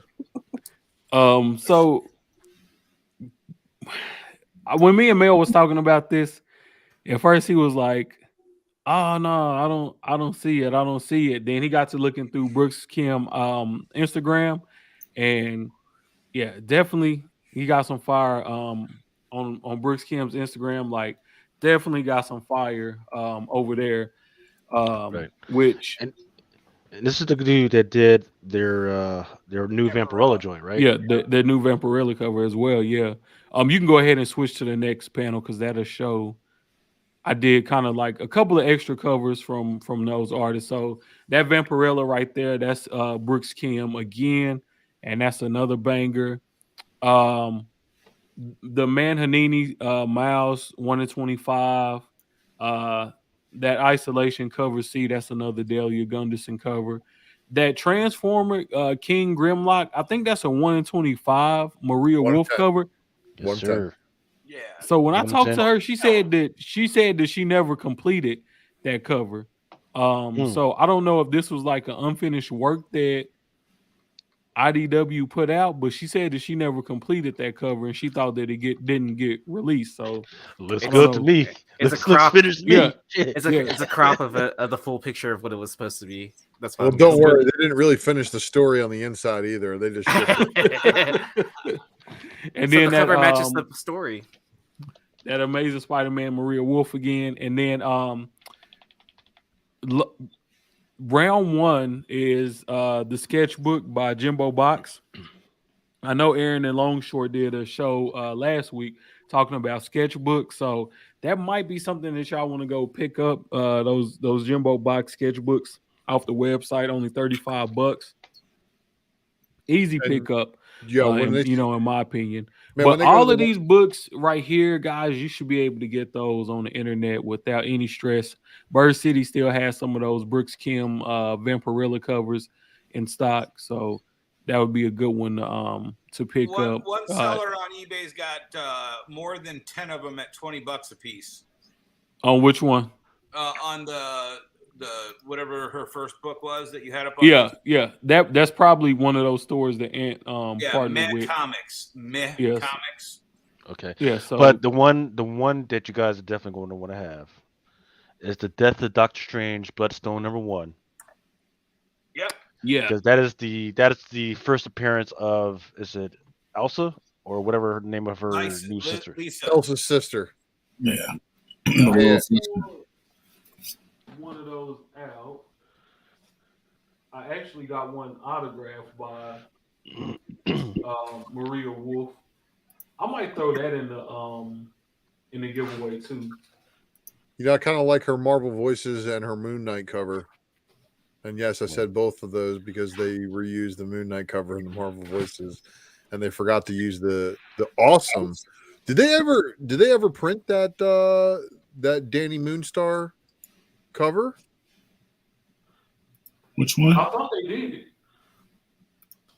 Did they? Because bro, on Wait, which show, one? I remember which one. I'm trying to remember. The Marvel Voices had a Maria Wolff cover that was supposed to be Danny Moonstar from New Mutants, and when it arrived in stores, it had the same cover, the Kashala cover from Moon Knight, reused again. Whoopsie. So I don't think they ever released the Moonstar one. trying to remember if I got it. This is the book Lucas was talking about, the Bloodstone. Yeah. Number one, first Lyra Bloodstone. Stand by. And this one is actually autographed by Maria Wolff. So I'll throw that into the That's really nice. I'll throw that. Y'all love this cover. I'll throw this one into the the motherboard as well. Right. So hey, y'all gonna want to start or make sure y'all comment. If you haven't been commenting, you're gonna want to make sure you get a comment so you can get on the entries joint. And then this is that Marvel Voices cover that was, they used this one twice. So they used this on the Moon Knight and on the Marvel Voices cover. Obviously you can see that here. So that's crazy that they used this cover twice. But it's not the first time they've done that too, though. Yeah. So. Another Maria Wolff that I like right here is this Echo cover. Yes. Yeah, but I haven't seen a bad Maria Wolff cover yet, man. Like, good Lord. That woman is a maniac, but a very nice person. So they can only come on once, right? There's 100 people in here. I've only got 30 entries, y'all. Come on, really? That's more for me. Yeah, that means I might actually win. 31. So, come on, get him up. So you get your entries in, and don't comment, guys. It's fine. It's fine. Yeah. It's only free comics. Like, don't all right. Like, geez. You know what I want to do? You know what I want to do? I do want to do is, well, I'm not going to do it now, but we do need to do a tutorial. Yeah, that's beautiful. Absolutely freaking gorgeous. We need to do a tutorial on how to comment when you're on your phone, because I have a feeling that's where a lot of people comment. And so, for instance, I'm on my computer right now, and it's easy. But if you're on your phone, depending what type of phone you're on, it's not always easy to find that freaking comment section and chat section. So it's a lot like of one-word comments coming. Hey, that's good enough, Everett Bryant. You see when you comment? Wait. We're getting up there. 48. Okay. Boy, we're gonna break the internet again tonight. Why? Oh yeah. Dennis is gonna have to go to the warehouse before he can go to sleep tonight. In fact, yeah, let's do the giveaway right after our ultra. Are you ready? I'm ready. I was gonna ask you, could I show my screen really fast? I wanted to show y'all something right quick. Don't show me that again. Oh, did you see the new Bird City Comics exclusive? I'm not unless Knife gives me permission to show it. I can't show it. That's right. I'm not playing games. Yeah, let me just show this right quick, and then Laura needs to show up and promote her own shit. Okay. Look, I'm not gonna get on Twitch. I don't care. We love him so much. Crawl out of bed and put on Ant's shirt. Get in here. Shit, well, immediately. Hey, Lucas. Yeah. All right. So this is Brooks Kim right here. Nice. Yeah, man. It says Disney Plus on it. That's awesome. And then this is the one that made Male the Believer. That's dang. Fucking Jeff DeCollish right there. That would look awesome as death. I was gonna say it kind of looks like Jeff DeCollish. That's some Deco level shit right there. Look at Laura comment. I was just gonna say that. Hey, Laura's right here. Wait. We got Drunken Chat on CBC award. What? What is that? What is CBC? The comic book channel award, is that right? We got nominated for something. Wow! Is that the one that I sent? Thanks, Bronx Age Nerd. My fellow hater at arms. Yeah, Lucy, that was that video the clip. one that I sent you that I was like, we didn't get nominated. Yeah, it said in the video that they were announcing Community Awards. Yeah. Neat. They were announcing nominations on the 19th, so Friday. Okay. Yeah, my feed was full of them today. I haven't been on Instagram today. Yeah, this art's fire. Added Near Nirvana. Oh, that's just fire. Yeah, freaking Laura or Ant, come on, hurry up and come on in. So, because you got some fires. This thing is fire. I really do want to show it. But yeah, so man, Brooks Kim, not a joke, man. Yeah, I'm telling y'all, only 500 of these out there. Grab them while you can. I think, look, if you want to prioritize tonight, I think trying to find copies of this will be the highest of priorities tonight. Because you think about the Bird City 8 Billion Genies, it was only 500. So like once they got cleared from eBay, that was it. It happens. Did you know? Did they? Yeah, and You said see, here the thing about it, and is a straight shooter. If we say it's 500, these out there, it's only 500 out there. It's not like, oh, we had a warehouse find. Da, da, da, da, da. no. Do you know how many times Laura has freaking sent me messages? Have you seen this shit? These motherfuckers are claiming they only printed out 2,000, but that's not possible. Look at this. And it's like, yep. And I can verify. Look, because I can verify it. So, for instance, us retailers, we all often get those offerings of like, hey, we want to offer you the ability to do this. You can print this many and that many. So often I know, like, I guess, well, Marvel has actually freaking closed me out. They don't like me. But some of the other joints, they say, hey, hey, you can print this shit and you only get 500. It's going to cost you a mint. But you can print this freaking mini. So, but yeah, definitely trust the Bird City. They do have they do hold back some for damages. Yeah, they say that they always hold an amount for damages, and whenever they check all their books, whatever they have left, they will release them. Yeah, and I'm always trying to hit up Ant and Laura for the damages. I am not a 9/8 snob, Laura. For real. Hey, that's how I got this one, because I'm like, I don't care if it's damaged. I want it. Yeah. So it is a little bit damaged right here. You can see it right there. Yeah, give me a 4.5. Give me the joint with the wrinkles and the bends and shit. I'll take it. Yeah, with this one, I'm gonna press it. So yeah, Brett. I'm so glad I didn't sell that copy that I did. Well, thank you, Dennis, for a very minty copy on your facsimile. Yeah, and Ant, of course, I hit him up through eBay. So like, I saw eBay, somebody had hit them up bad on eBay. I was like, you know what? I'm gonna give these guys good feedback. Hey, Ant. It's me. Send me some stuff. He sent me the one book I ordered. Didn't give me an extra, but he did put it in the top loader, which is very nice of him. So thanks, guys. Oh, what's that?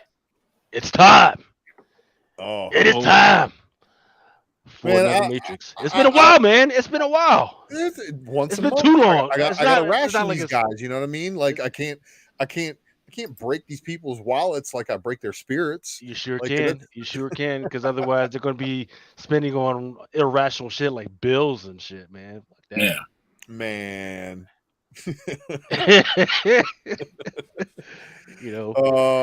Everybody, it's been a long time. I should have left you without some dope books to spec to. So trying to follow up Ninth is going to be kind of hard because, of course, he does a pretty action packed, detail packed presentation, but. Whoa. What's this, man? What are you doing to me here, man? All right. So thank you all for tuning in, and we'll see you back here next Friday, of course, 11:30 p.m. Central Standard Time. Like I did that, put the 11:30 in there instead of the 12:30 p.m. Saturday, confusing the shit out of people.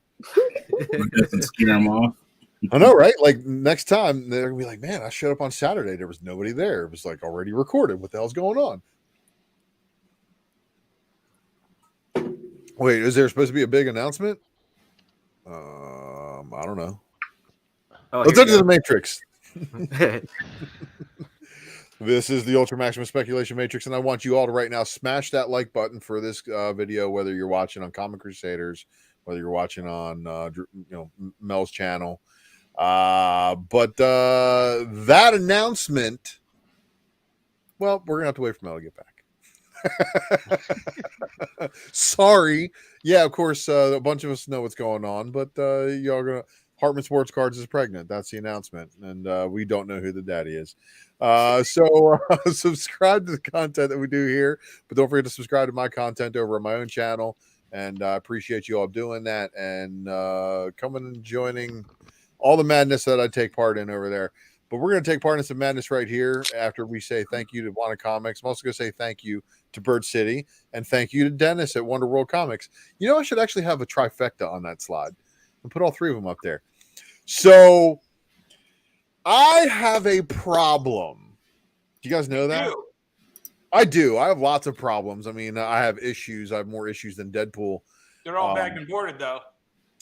Well, Mallard, at least. That's how I like to roll. Mallard and full backed.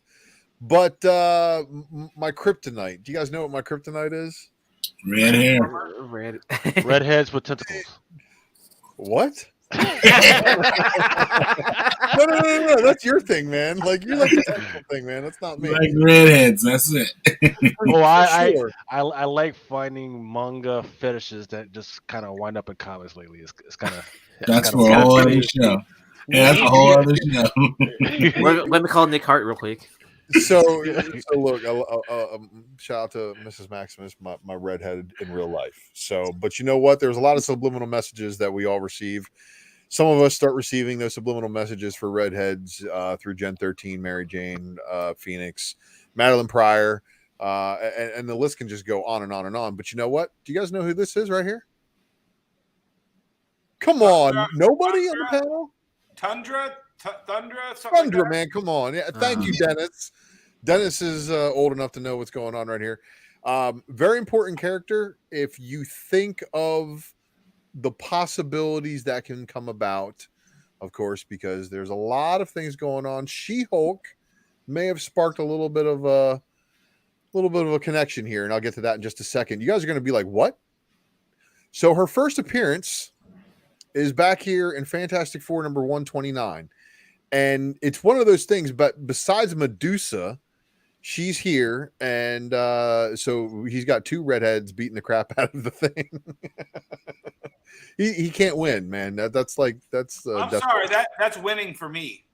That's winning for you. I pay extra for that. Fighting code names. Fighting code names. She's thick. Well, it's funny that you say that, fighting code names, because when she first got described by Spider-Man, she said that when she gets a hold of that little web shooter, she's gonna be not happy to see him. But Spider-Man couldn't contain himself, and he couldn't hold it. I can't see what happened. Oh, I don't know what happened. Yeah, Thunder, that was his web shooters. Sure it was. Yeah, web shooters. Do they come out of your hands or do they come out of anywhere else? Your wrist. So here's the almighty Frank Cho delivering what Frank Cho does best. Some thickness. Thick. Well, yeah, she is the Femazoans. Isn't that what it is? So she's from the future. She's a time traveler. She is from an alternate Earth universe, but there's so many different things on reasons why I chose her, because the possibilities of her showing up increase with every character that gets speculated on for possibly showing up in the MCU. On top of that, she's she's in my red kryptonite vault, so I'm going to talk about her. The Squadron Supreme. She plays a part in this version of Squadron Supreme, which takes place post Secret Wars. Can I jump in? What's that? I'm the one that put the blood in the water on this, guys. 2.5 years ago. I'm the one that leaked it to Comic Tom and Key Collector that a producer in Georgia at a particular studio bought a couple different Squadron Supreme books from me on Amazon. And that producer happened to be a producer on a little show called Loki that was in pre-production and then slightly delayed because of unspecified virus of unspecified origin. And I still believe this is a solid spec. So we're not even going to really touch on Squadron Supreme because we're focusing on Thundra. But yes, I agree with that. But I want you guys to know that if Dennis is correct on that, Avengers number 0, Avengers number 0 is the first appearance of that version of Squadron Supreme. So that's post Secret Wars, people left over from other universes that get transported into the Marvel mainstream universe. That is how Squadron Supreme comes about. But there's another really, really cool book. She's an Avenger. and it takes place during a Kang storyline. And this is in the earlier volume of Avengers Forever. Funny enough, it's in Avengers Forever #4, which one's a little popular. Thank you very much, the Comic Chef. I appreciate you, buddy. That goes a long way for helping us grow the channel. But I love this Avengers Forever #4 variant. And there's a couple other different covers here. But this Avengers Forever story, as you guys remember, is indeed a Kang-related storyline. So besides the Secret Wars story that brings the potential of her coming into the MCU, or through any of the various MCU shows, or maybe even What If, also right here, the Kang Legacy or the Kang Dynasty movie, I'm sorry, that's coming. Yep. We have no idea what the Avengers are going to look like, and they can go anywhere. Okay. Now we get ties into She-Hulk. So She-Hulk, Valkyrie, and Thundra are involved in the depowering of the Red Hulk in the Hulk volume. And of course, Frank Cho. Interesting. Frank Cho. She's Damn, back them there. Yams though. You hear them yams on Valkyrie, right, bro? Yams over Miami. God damn. Gratuitous. Well, this is Frank Cho at his finest. Look, Okay. you don't call up the Cho unless you want the Thunder. Man, I've got to go to confession on Sunday. I'm not even Catholic. Goddamn. All right. Yams. So once again, Cho does delivery, and this is on the cover of Hulk #9. And there's Thunder back there. She's doing the Instagram flex for everybody, I love Foot this on cover. the throat. And this is Cho. So I mean, Cho, he has a particular style. And I Yeah, think he loves doing like word bubbles, and they're kind of funny. Yeah, some of the times they're really they go. You know what I think? What happened, man, is a lot of his work got wasted on the Harley Quinn series back in the day.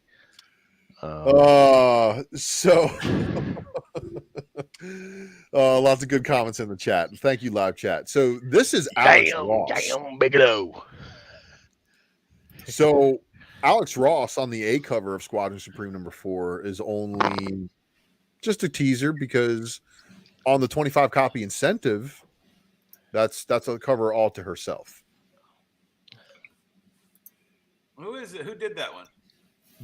That one is it's the same. It's the guy who does all of the first 5 or 6 of the covers of all the different characters. I forget his name right now, and I'm so very sorry about that. I don't know where's. So Elizabeth Torque, however, Leonard Kirk. Yeah, showing them yams over here again. It's biscuits. That's what's going on. Biscuits and gravy. Yeah. So Hyperion #5. She's a very strong woman. Okay, and she's also a time traveler, so she can basically go anywhere in the time stream. But it's like, I guess with the Marvel universe being the way it is, how her bank account set up is, so she can only stay here. But she apparently chases guys like Hyperion. That storyline always reminded me of Superman and Maxima from the old, I think it was Giffen's Justice League. He's like, there's only one guy strong enough for me in this universe, and it's Superman. He's like, back off, bitch. So it was like Invincible without all the rape. Yeah. Okay. All right. Well, Infinity Wars #6 has this wonderful Jen Bartel Fantastic Four villains variant. That is a beauty. Absolutely Bartel. Gorgeous. I was fortunate enough to have one of these in a Walmart pack.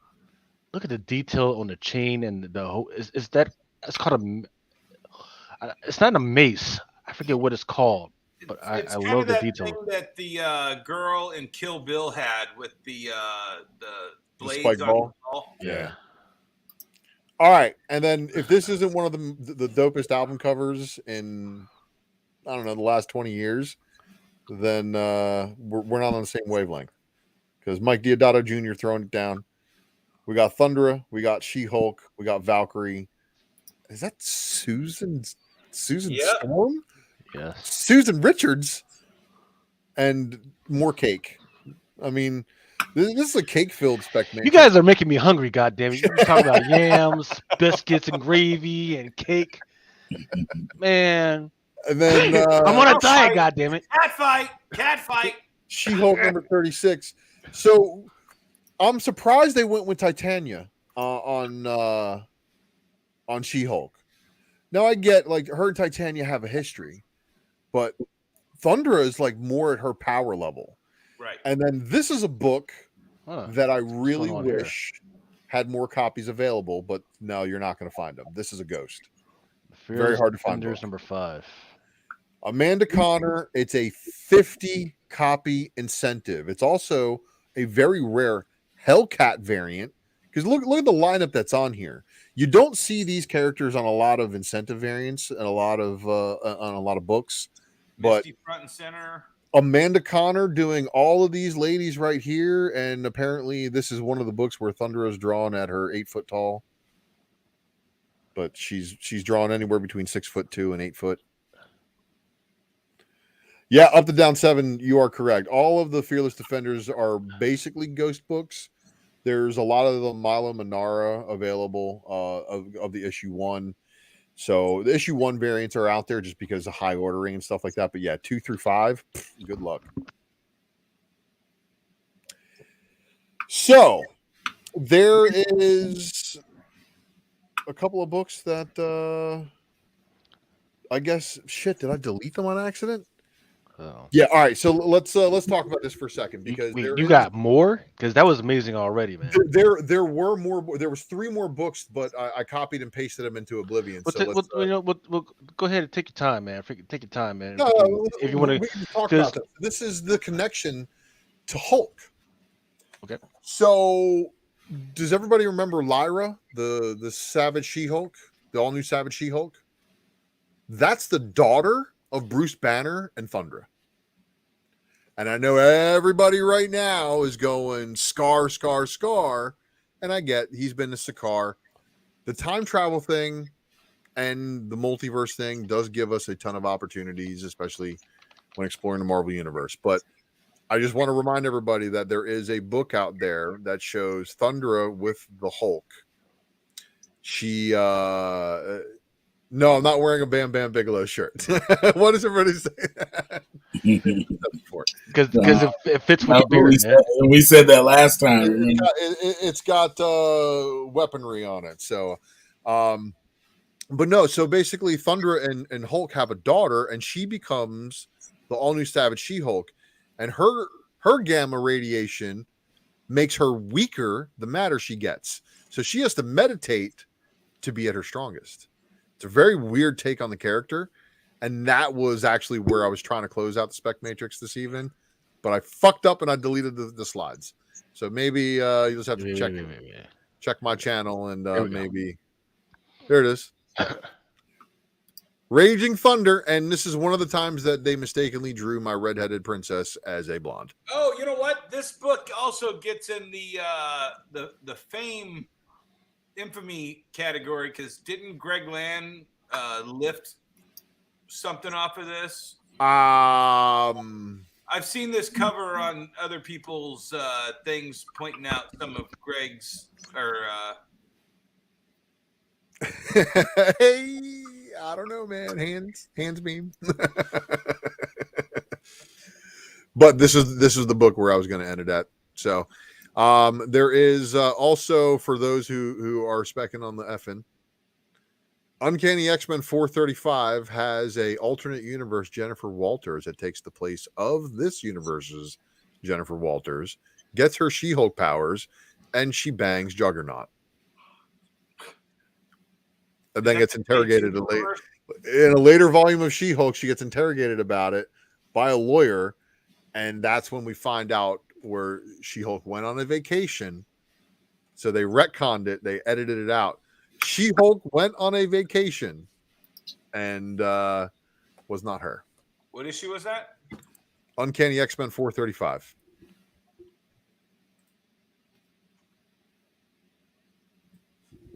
So thank you for tuning in to this edition of the Spec Matrix. Send your hate mail to 1-900-MIX-A-LOT and kick them nasty thoughts. That book's a low print run. Yeah. And just remember, later on during the night, we will get into the FOC stuff, and the stuff that I don't cover on FOC, Ultra will pick up on his show, and go through it a lot more thoroughly. Let's see, I'm trying to put this book somewhere. Here we go. Up and down Speckle on 7, fucking. Where's Adam when we need him? Talk about Speckle on fucking. Adam is not feeling very well, and I wish Adam a speedy recovery at this time, and I hope you feel better, buddy. Yeah. So, and I want to give Up to Down 7. The word is retro rifle. That's what you're looking for, my friend. The name of this one is called The Glitch. Not to be confused with. I don't know. Patrick says I need head tattoos. Yep, the Trial of the Juggernaut. There it is. Yeah, that's a very low print run period, and the paper quality sucked during that period too. Yeah, but if you want the issue where She-Hulk bangs Juggernaut, well, that's the one where it happens. That's it. Yep. All right. And the Spec Matrix continues to deliver. All right.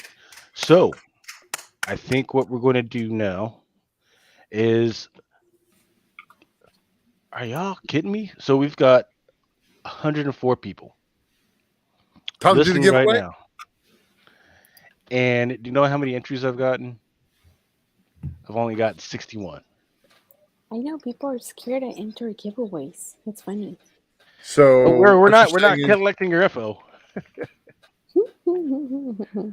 Hey, they don't like free stuff.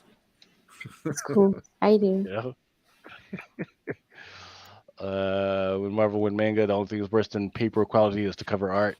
Yeah. But hey, I'm going to give y'all 2 more minutes while we bullshit for a little bit to go ahead, freaking get those entries in. To get an entry in, all you got to do is comment inside either right here at the Mel's channel, at the Mel V channel, or you can get an actual other entry on the Comic Crusaders channel as well. All you got to do is just go into the chat box and comment anything.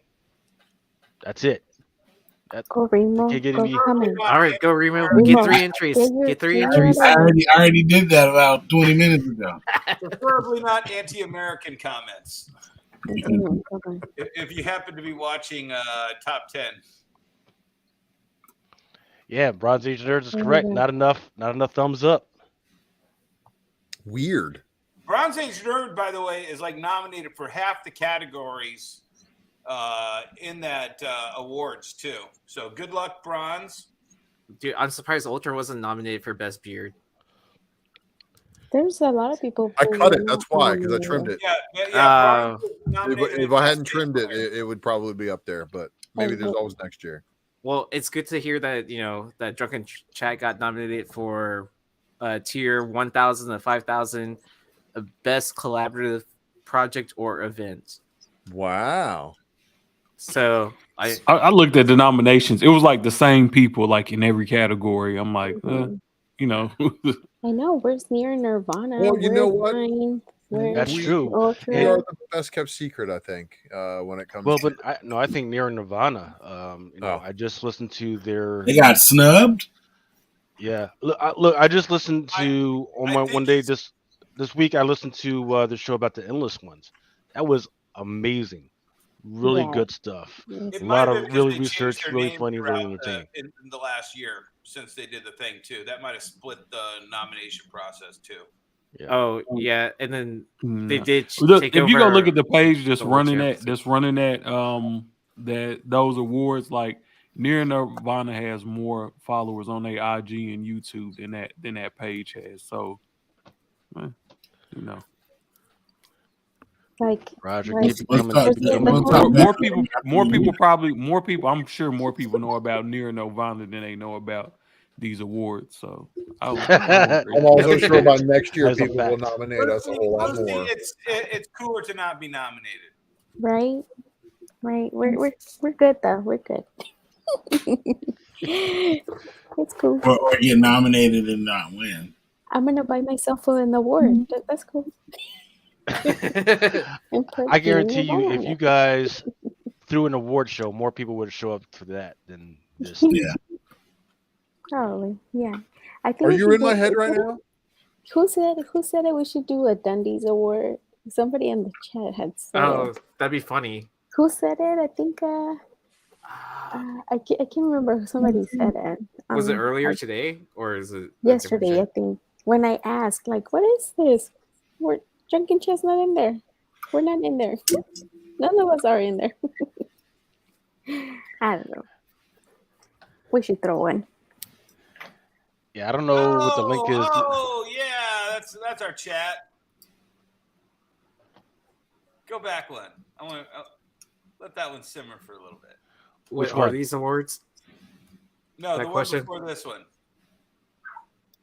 There you go.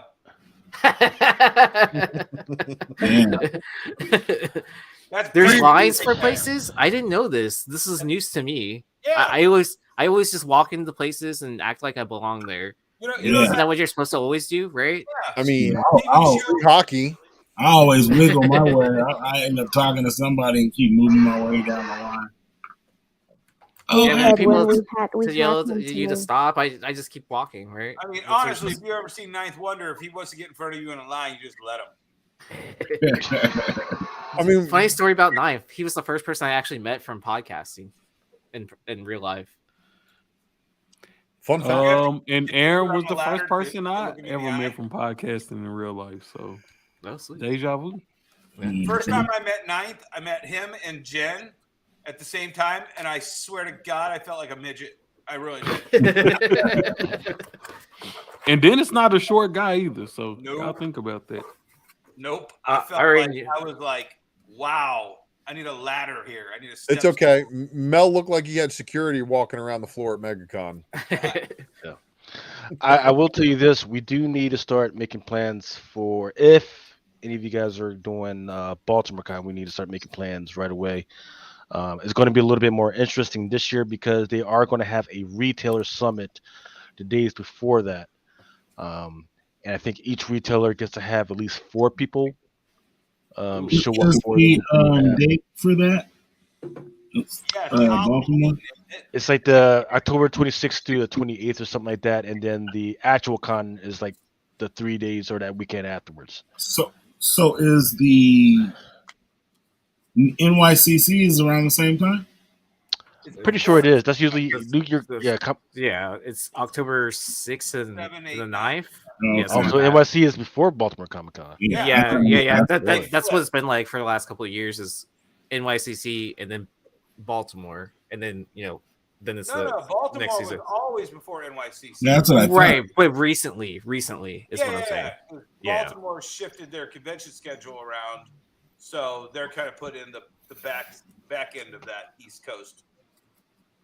All right. So let's go ahead and do this giveaway. Is 9th around? Oh no. We'll wait till 9th gets back. Ooh, 72 entries too. He's back. still here. All right. All right, ladies and gents, you literally have 10 The seconds. Mish is in here. He's gonna win. Yeah, you literally have the 10 seconds in between when the 9th, or actually 9th. Go ahead and explain what's up for the giveaway. Remo, did you get Queen to enter too? I think she's asleep. We are giving away pretty much all of the books that were featured in my Artist First segment tonight. So we got that Brooks Kim Bird City variant limited to 500 copies. It's sold out on the Bird City website. There may or may not be an eBay page out there that has some copies floating around, but knowing the Sharks probably bought them out tonight. I had one in my cart. I don't know if I'll be able to get one. Yeah, Marvel #1, first Maria Wolff. Whoever wins, you will be getting all of these books. Isolation #1, first Delia Gunderson. I don't have a book. I don't have a copy I can show off right here with me, but the first my man Hanini, we're gonna have one of those thrown in there. the Bloodstone, first Lyra Bloodstone, signed by Maria Wolff. I'm throwing that in there for shits and giggle. And the Shits and giggles. That's all day, Jimbo, every day, or whatnot. in the first Jimbo box. I don't feel like getting up to get a copy of that. So you guys will get 6 books total. And like I said, those are all books that was on my artist first segment tonight. So y'all enjoy, and Lucas, spin that motherfucking wheel. Or I'm gonna push the motherfucking button. Oh yeah. Put the button. Put the button. Here we go. Big money, no whammy, no whammy, no whammy, and stop. Big Remo is gonna come back to Big Remo watch. Whiz. Yeah, boy. The alien. I haven't seen his name in a while. So He's your in boy there. the alien, Up please. and down make seven, sure- man. rigged. Did it have to be present to win? Congrats. Good thing I bought one right now. Which one? All of them? Nah, not all of them. I only wanted one. Your boy, the alien's around here somewhere, though. Yeah, he's in there. Congratulations to you. Yeah, I bought If he's not here, do it again. the Maria Wolff. The 500 copy one. I got the Bird City exclusive. I'm gonna sound like Mel. You got me to spend money and bust out my credit card. Hey guys, I've got to take off because I got to wake up early tomorrow. But thanks for having me on. Go ahead, take your old ass to bed, man. Yeah. Dennis Price. younger Dennis, than all. I wish I was asleep right now too, so don't worry. It's sleep is a treasure that It only is. young people and old people get to enjoy. I can't get my daughter to freaking take a nap. I'm like, will you go to sleep? I wish I could sleep as much as you. But I will tell you this, guys, real quick. If I could just do a little plug here. I am doing Whatnots every day at 3 p.m. Eastern, but I'm only doing it so that I can, give some knowledge and some context. So it's kind of a talk show where I just keep selling crap. So what you're saying is you're going to be on there regardless if you're selling stuff or not. You're going to be I'm on going there. to sell stuff. I'm just going to have stuff run in the background, but if it goes for $1, I don't give a fuck. Hey Dennis, you need to answer the chat. Do you scream in your sleep? Yeah, no. Wait, so you don't wake up with your throat I'm scratchy doing or a anything like that? special show Wednesday at 6 for the Whatnot Indie Spotlight, and I'm going to do Spawn 100 through 200 in a row. Whoa, that's some serious Oh, I spawn know. issues. And they're all near mint or better. So What day is it? We'll run through that.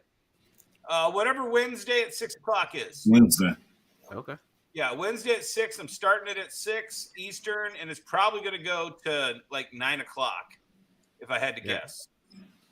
So I'll show up about 7:30.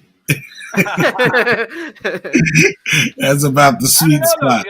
That's the sweet spot I'm looking for, right? That's a really good run to. Yeah, I'm to pick starting. up I think we're going to start them all at $3 each. No newsstands. We already checked.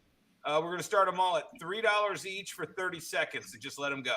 So did Image newsstands like finally hit? Is that a thing now? Like, Oh yeah, you were on. like Dave. I remember- realizing? I remember watching you talking about Curse of Spawn newsstands, and everybody's into them now. You were ahead I of your told you, time. man. Like even the main Spawn runs, I was like, I don't care if it's a 5.5. I'm buying that fucking thing. Yeah. Like, give it to me. Like unless it's like got tears in it. Like that was like the only things I put back, and now I regret even leaving the torn ones. Yeah. Remember, I got Aaron's first appearance of Angela because he got a newsstand. Oh, issue 9. You bought that from me? Yeah. I think you got a pretty good price too, if I'm not mistaken. It was less than $20. It was like $10. It was less than 20 list. Yeah. I bought I gave a, you that book then. Yeah, Congratulations. basically. Yeah. You didn't care because you were like, I got my newsstand. I could care less about this book. so No, I bought sold a the Spawn newsstand 9. also. I bought Spawn 9 off of somebody who obviously was pulling them from a lawn box because I was like, dude, I ordered a direct and you sent me a newsstand. He's like, just keep it. I'll send you another one. I'm like, all right.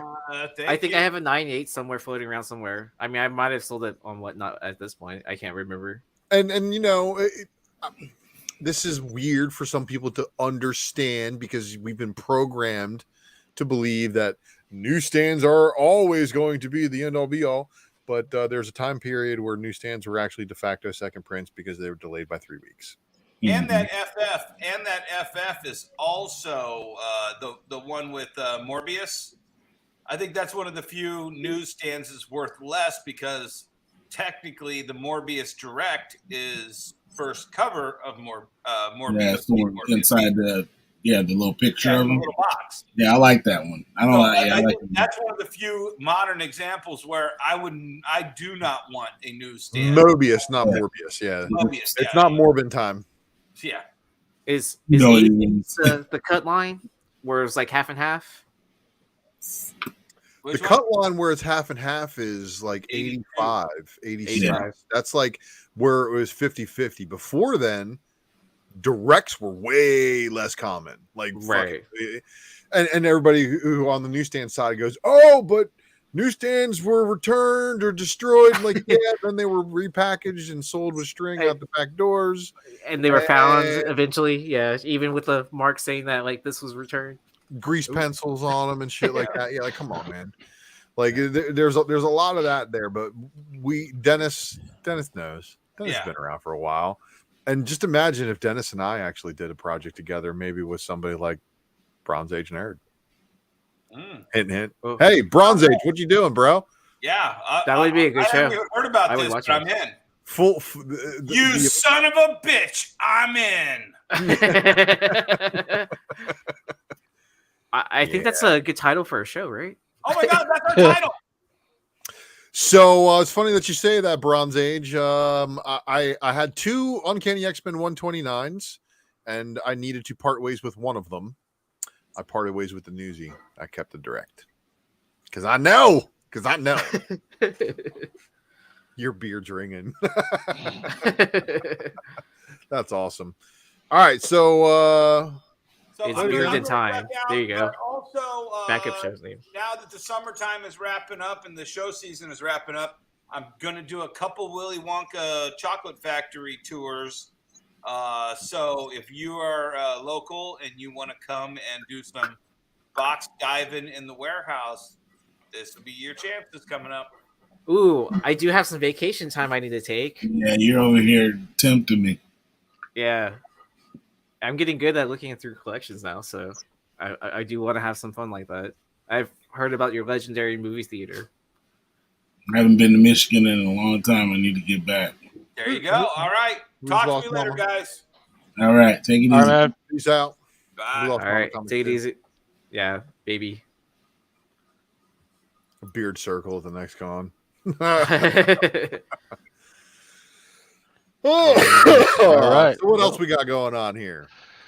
Well, this is the preview, a little bit of a preview to Ultra Show. Hold on. Nimesh Patel, thank you.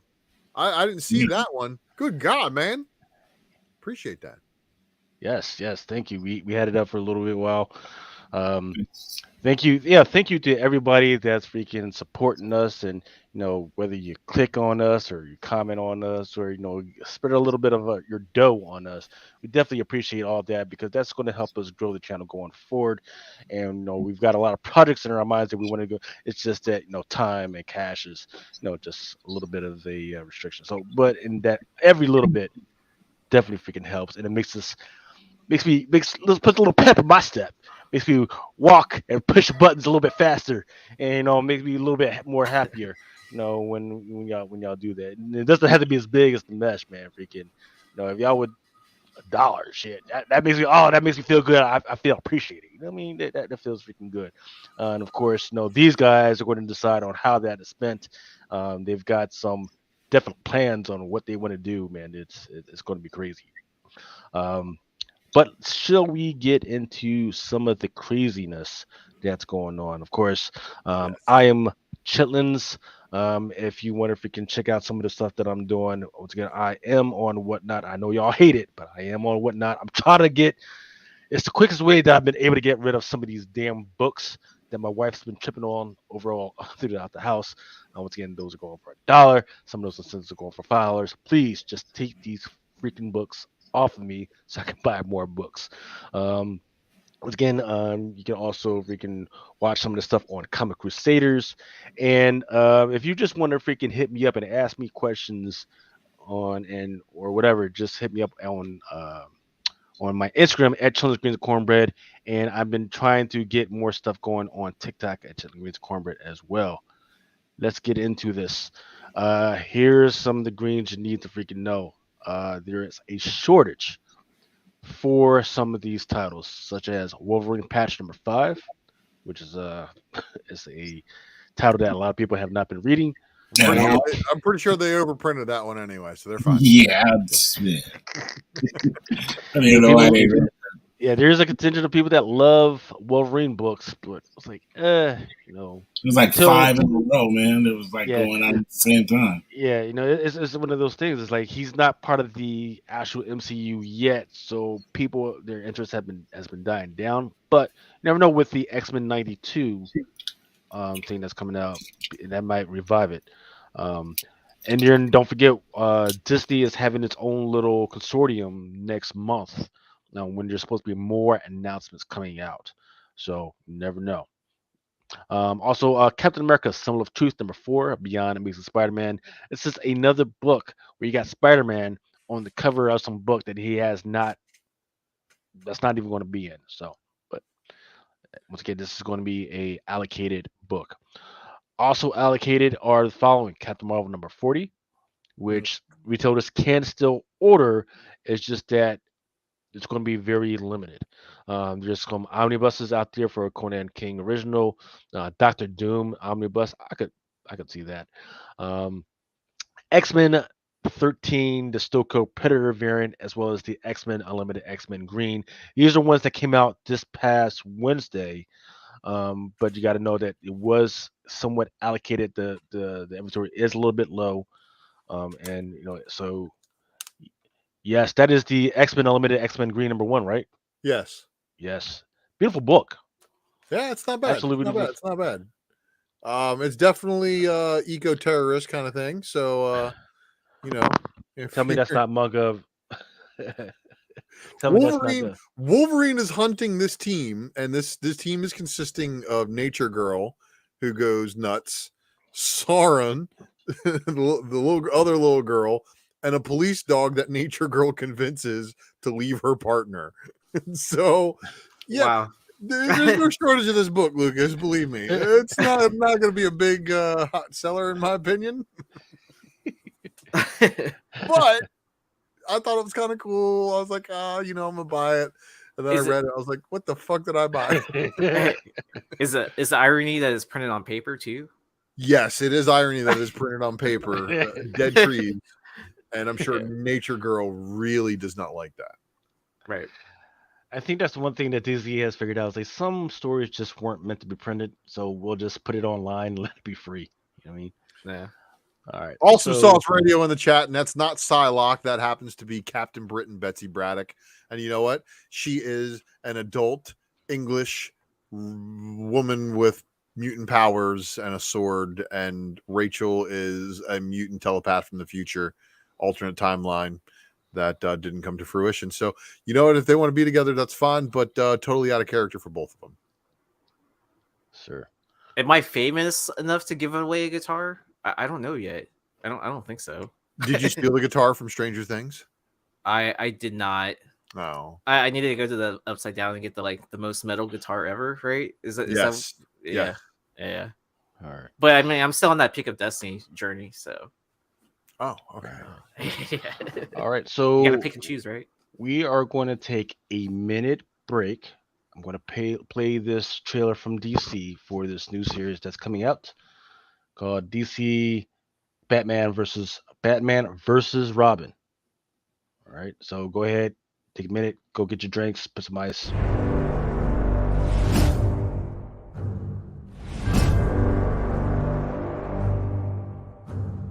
something is horribly wrong in the magic realm. And it seems like Damian Wayne might actually be the cause of this somehow. Zatanna is obviously a big part of issue 1. Constantine, the Demon, Felix Faust, Tanarak. You're going to be seeing as many of the magic characters as we have in the DC universe. With Batman Superman World's Finest, we've made no secret that the Devil Nezha, who was the villain there, is also going to be one of the big villains in Batman vs. Robin. Mahmoud is great. The character likenesses are bang on. The way he handles Batman is terrific. He takes advantage of the real estate that I give him, and he doesn't squawk when I shovel just gobs and gobs of magical artifact reference at him. Batman vs. Robin ties very strongly into the future of the DC Universe. There's something that happens in the climax that will affect dozens and dozens of DC characters, minor and major.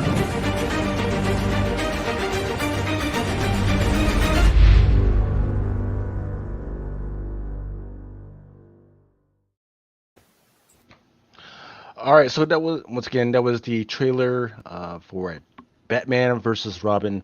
They have pushed out a preview to some of the retailers, and it's not bad at all. So what I will say is that some of the, so look on deck right now is Sandman. Right? It's successful, right? People love it. I do know that some people were a little didn't like the fact that the old Lucifer, the one that was in the other Netflix whatever series, didn't make it in this one, but that's whatever. But look, in this particular one, a lot of the magic characters do show up or will eventually show up. Particularly, it's going to focus on some of the stuff that's going on with the Justice League Dark. They tried to redo it maybe 2 or 3 years ago, and the stories were good. It's just that once again, people were really pissed off at DC, and they haven't looked back since. But I do feel like DC is making a slight revival. People are starting to get interested in it again, especially the magic side of the house, right? Maybe not the superhero side of the house, but they are getting to the magic side of the house. So Batman's missing. Batman's missing magic. Batman is dead, supposedly, right? Batman, Well, Wonder Woman, yeah, Superman, they're all dead. Well, but we all know Batman issue 666, Damian, Batman of Right. was he the Batman of Burnside in that one? I know that he does have he had some kind of mystical powers like in that, like it was weird because it was Batman with powers. And Right. Batman's always been the detective. Practical, right. But So Batman issue 666 shows Damian Wayne as Batman with powers. So ooh, okay, I'm gonna have to go back on that one. It's probably gonna be a spec matrix. Who owns Harry Potter? Universal, right? Yes. Universal, Yes. right? And I believe Harry Potter was actually on HBO Max for a while, right? Right. They had that weird contract thing where it was on there for a minute, then Now it they had took to it get off. it immediately off, and then it's back on, I think. Right. There's about to be like 80 titles that they're getting ready to freaking take off, right? And I Right. think, I mean, they're cutting down a lot, right? I mean, right, yeah, it was they're because basically after, stripping it down, so everyone's like, oh, I'm gonna go to Discovery. yeah, because Discovery, they're the papa, they're the ones that own the purse strings, so they're telling them, like, hey, why are we paying so much for all these freaking licenses for all these doggone movies, and they haven't really put out anything new that anybody freaking cares about, right? The one new thing they had was a Fantastic Beasts, and the one important character was a Johnny Depp character, and they ended up firing him because of all the bullshit. Now everybody wants Johnny Depp, right? So, but that is whatever. But a little known thing was there was a debate about the Harry Potter character, because before the Harry Potter character, years before the Harry Potter character, there was a magical boy who was an orphan who had a magical owl who was being mentored by an older wizard that was in the DC universe. It was first appearance was in Books of Magic, written by Neil Gaiman. Right? You don't say. Sir, years before that shit, and he goes off to learn under the tutelage of that wizard. He meets all types of new magical friends, right? And he gets engaged in a war with another wizard or another magical thing that tries to kill him. And it turns out that magical thing was one that actually killed his parents. Look, we can. That sounds familiar. Yeah, sounds exactly right. Neil Gaiman has come out and said, "Oh well, there are just because there's similarities doesn't mean she stole from me or anything." But come on now, come on. Hartman Sports Club is on fire tonight. No, it's in college. I'm not plagiarizing it. I'm citing it. Yeah. So Books of Magic, that was the first appearance of the character. I forget what his name is, but Tim Potter, not Tim Potter, Tim Hunter. That was the first appearance of that character. And then I believe if you look really closely at the little insignia down there, that's the older wizard that kind of looks like a John Constantine type of character. Even though John Constantine eventually does meet Tim Hunter, that's the character. But so Tim Hunter is featured prominently at one point in that new series for that trailer that I just played. Also is another character. His name is like Jakeem or Jareem, something like that. His first appearance was in Doomsday Clock number 12. Fuck, do I even have that? I can't even remember if I collected the whole Doomsday Clock. I know I haven't read the whole thing because it came out so fucking delayed. Yeah, I forgot that thing was a fucking thing, man. It was like I tried, man. I really did. I think my brother is like the only person I know that actually read it and could keep it together what the whole story was. Yeah, I think that's right around this time. That's when everybody was really done with DC. It's like, come on, you're doing this, and then you got our hopes up with the freaking wedding that didn't happen. Yeah. This was like this was that midpoint of like where Rebirth was, right? Like in the issues of 20 or so. Well, because like the kickoff of this was the button, right? Yes. Okay, and so this is like a year after that because it took like a year and a half to actually be released. And fun fact, lenticular covers with the button with the smiley face are banned in France.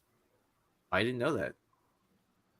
Is it because of the history of the button, or the smiley face? Because of the history of the smiley face. Right. Okay. Yeah. So Forrest Gump is not the accurate story. No. No.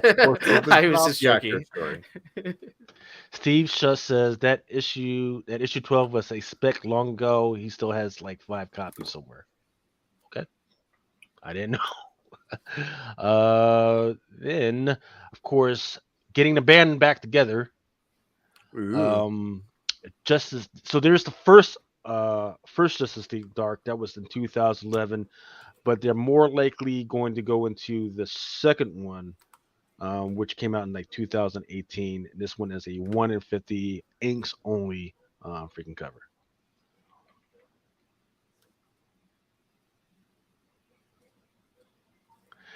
History of the Smiley Face.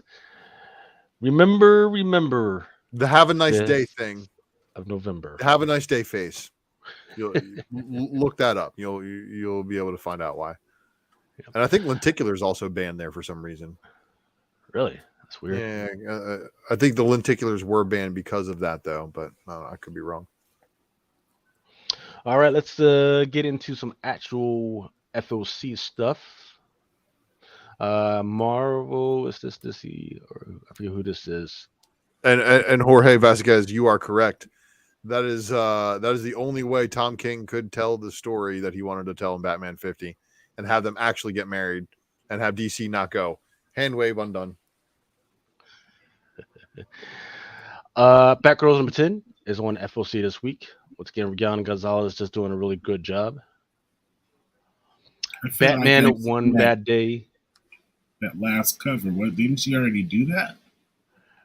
A lot of her covers look very similar. Yeah, she does a lot of that. Yeah. Yeah. Batman One Bad Day. Once again, there's the thing with DC where the retailers have to do like all 5 covers, or at least 1 to 25 of all 5 covers, in order to get. There's this one other cover that's coming out in 2023. Batman versus Robin. That's one for the trailer that I just pushed. And now it makes sense why Zatanna would be on that cover. Because I was like, why the fuck is Zatanna on there? And who's this horny dude? What do you call him? Saza or something like that? Naza. And then here's more covers. These are the incentives. And if you see right here, I forget the name of old girl. That's the love interest for Damian right there. Live wire. Yeah. She tore out his heart. Let's see. Wonder Woman, it's like I don't know whether it's an alternate story or not, but No, Dark Crisis on Infinite Earths. yeah, it's interesting because the government is changed up. There are new people in places of power that I never thought there would be. With the climate of stuff that's happening overseas, it's definitely freaking interesting. But once again, it's Wonder Woman, and unless you have Wonder Woman in a bikini on the cover, people don't care. So, well, I heard a lot of things about Wonder Woman coming in this armor, Nubia supposedly getting her original armor back, and that coming to the front. Nubia is also going to be the new Wonder Woman. They're completely getting rid of all the white characters, from what I'm hearing. I mean, didn't they? Well, what happened to the Brazilian one or whatever? She's Wonder Girl. Yeah. Oh, that's right. Right. Yeah. Well, Nubia. She was. She is the Nubian. She is the Amazonian queen right now. Mm-hmm. So that's the thing. Also, inside the gods get revived in that other gods book that FOC. But yes. Ooh, I want to give a shout out to JT Comics, who lives out in Houston now. I met up with him and he bought that Nubia comic for me in person. Tight. And he's a listener of Drunken Chat. So. Yeah. Jorge Vasquez is talking about he spent too much money on Batman 50, and now the marriage is an Elseworld story, and Batman Catwoman 12. Yeah, that's what I was mentioning earlier. It's one of those things. It's like, well, it's not necessarily an Elseworld story, but it is a little bit more interesting now that she's in another town, getting beat down by another dude. No, so. Double O is also correct, but they just reuse the name in a different character. Also, there is a backstory featuring Martian Manhunter that goes into the whole thing about the whole Justice League being killed, and there's like some new villains or something like that. I don't know what the heck is going on, but I did like the look and the Flatline. Yeah. Sorry. No. Flash Man, Fastest Man Alive. There is a preview out for it, but I haven't gotten a chance to read it yet. Hey, wait. Go back one real quick. Mm-hmm. Why does that middle version look like Ezra Miller? All of them look like. Well, the first 1 and 2, the middle one and the one to the right, they look like Ezra Miller. And it says official movie tie-in comic. Oh. And that cover to the far left. Where is the outrage, people? Where is the fucking outrage? Or is it just that people don't care about DC anymore? I don't care about DC enough to know that this was actually going to be based on the movie. And I have FOC 3 issues of this book. Oh shit! Is this issue 1?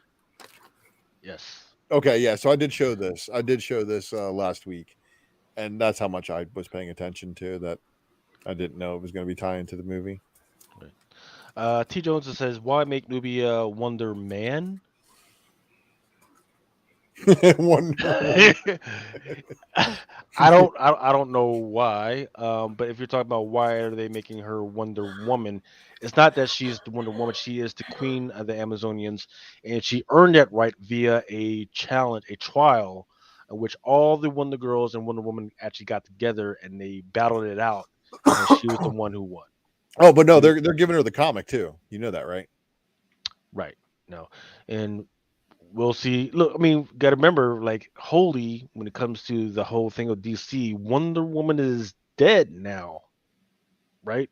So it doesn't matter whether they do die. I mean, for some reason they got Wonder Woman, Diana, and this Wonder Woman. But even though that's what messes me up about this whole continuity thing. Like, look, you killed her off in one, and then she's right back in this other one. She's also a god in another one in Infinite Frontier. She got turned into one of the gods. And I love that. Like, okay, you don't have to kill everybody up, but eventually make him freaking god. But don't put him back as like normal going to 7-Eleven in the next one. Future State Gotham. I Am Batman number 13. This one is a little interesting, right? The Hispanic Heritage Month joint, because that is the question, right? And here the question is a female. And you see where it says enter the question? I have a feeling this is a first appearance of a new question. So $4.99, folks.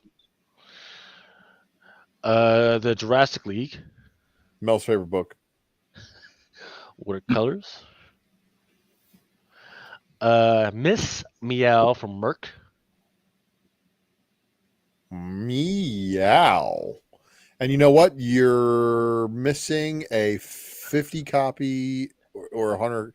There's a high incentive ratio risque variant. Yeah. I didn't want to risk it. You didn't want to risk it? All right, well, I showed it last week, and I'll show it again this week on FSD. So, yeah. Superman, Son of Kal-El. I do like the one to the left with the super pets. No, Son of Kale is good. It is. It is the Son of Kale. As when they are staying with the whole him trying to figure out like the tie-in or the hey, I could do this, but no, there's a lot of countries that might get pissed off if I do that when they stay with that. But now that they're trying to do the whole I love you thing, So did you guys hear the actor who plays John Kent on Superman and Lois didn't report to set in British Columbia? Oh, I didn't hear about that. Due to personal problems, so they were going to recast him for season 3. Cool. Maybe somebody else should watch it this time. Burn. Wait, I thought a lot of people were watching that series. Right? People actually are, yeah. I mean, it's a big. I don't count teenage girls as people. You don't get a vote. You're not. If you can't vote, if you're not old enough to vote, you don't count as people. Man, look, who else is CW aimed for? Okay, who the fuck else? We've had this conversation. They're the only people. They're the only ones keeping that network afloat, right? Yeah, but there's like not a lot of young kids that are reading comic books, man. It's more adults. Right. Kids are reading manga, man. I'm telling you. Exactly. Right. You see grown-ups in the comic book store. You don't see no kids. I mean, they may get a couple books here and there, but yeah. Wonder Woman, number 791. I do like that middle one, but once again, they just to show how bad the sales are going, they had to throw Harley Quinn on the cover, hoping that people will buy it. And Shuri. You know why? Because they pulled Frisian and Middleton off of the covers. Bunch of fucking idiots. How you gonna do that before 775? You gonna pull Middleton off your biggest book and be like, oh yeah, it was just some fucking rando. Exactly. Joey 7, yeah. And I will say this. So you know how there's the super pets? No. So there's like the super pets. In this particular one, there might be the first appearance of the opposite of the super pets in this one. So just throwing that out there. What does Harley even have to do with Wonder Woman? Well, it's a little weird now because even in Poison Ivy's book, Harley Quinn has not been showing up. Poison Ivy's she's out on her own, doing her own weird little thing. Blink by Oni 182? Press. Mm-hmm. Let's get into some Marvel stuff. Axe Judgment Day. Well, damn! Check out that Destiny cover. Mark Brooks in the Mask center. off. Yeah, mask off. Mask off. Yeah, we've seen her mask off already before in some places, so it's been weird. But yeah, that's because I guess the Mark Brooks 1/100 on the right there, and then the Mark Brooks above it is the A cover. And then what's is the Destiny ratio? I haven't looked yet. It is not. That Open Destiny order. is not a ratio. The one, like you said, the one above the right, the one far top right, that is the cover A. The one to the bottom, which has a lot more detail and the actual Eternals on there, that one's the 1/100. Yeah, Mark Brooks doing the Virgin and the A cover on these, and they're doing a 1/100 version of the A. So cool. Is that Torrin Clark on the other one? I think that's talking about the bottom left. That is an Yeah. Inyuk Lee. Oh, Inyuk Lee. Okay, and then Momoko. Okay, Yes, sir. who is that? Megan Hetrick doing the one Talking about in the middle? the Destiny joint. Yeah. That is.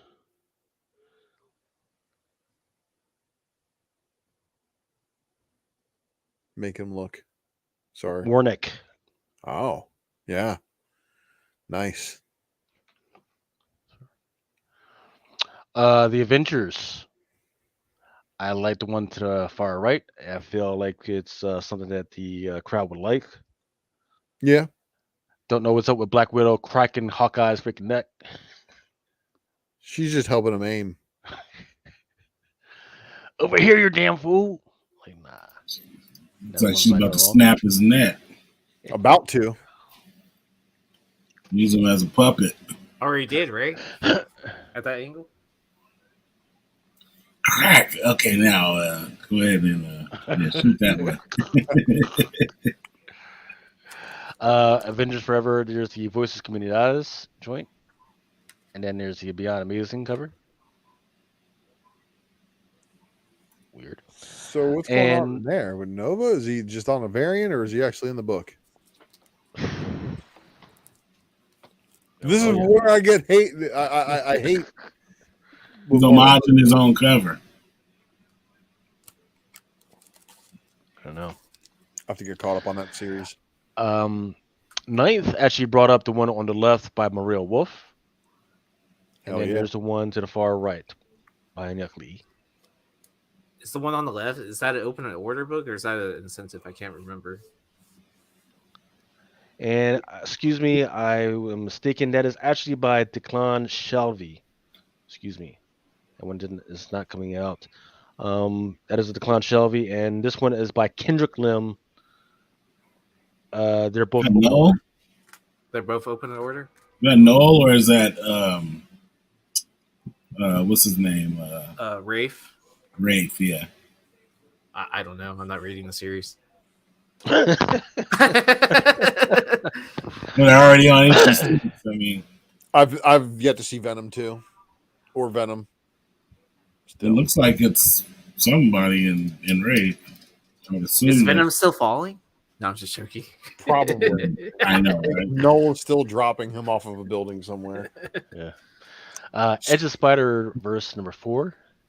The Spinstress. Did the issue with Black Cat come out yet? Talking about she's not Black Cat. What is she called? I forget what she's called. So the Spinstress is going to the Hellfire Gala or no?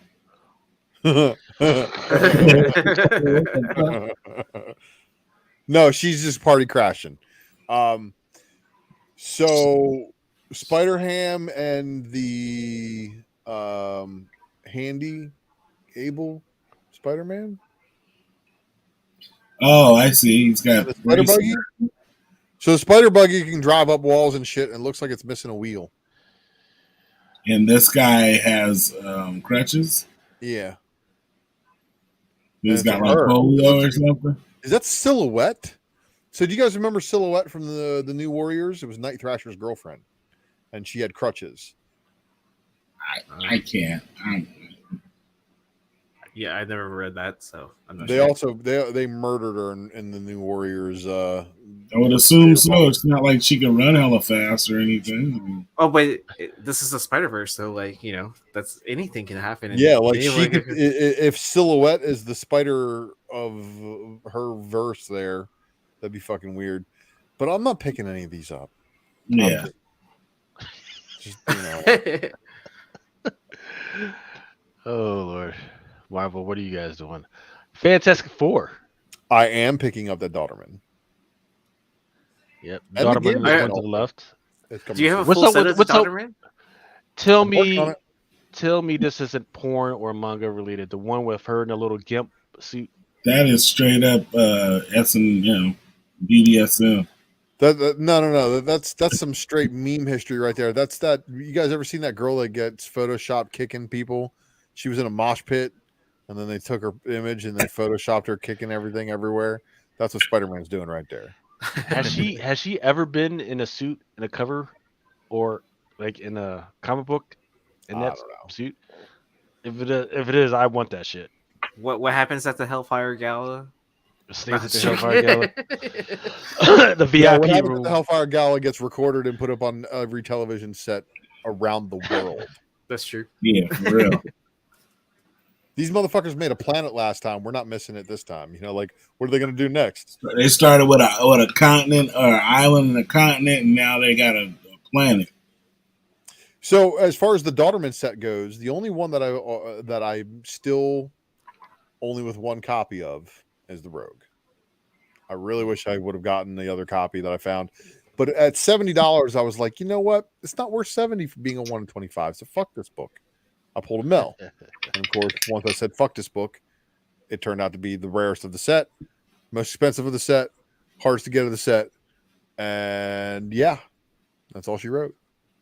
But of all the Fantastic Four outfits, the one with the cutout abs and cutout four, that's my childhood right there, baby.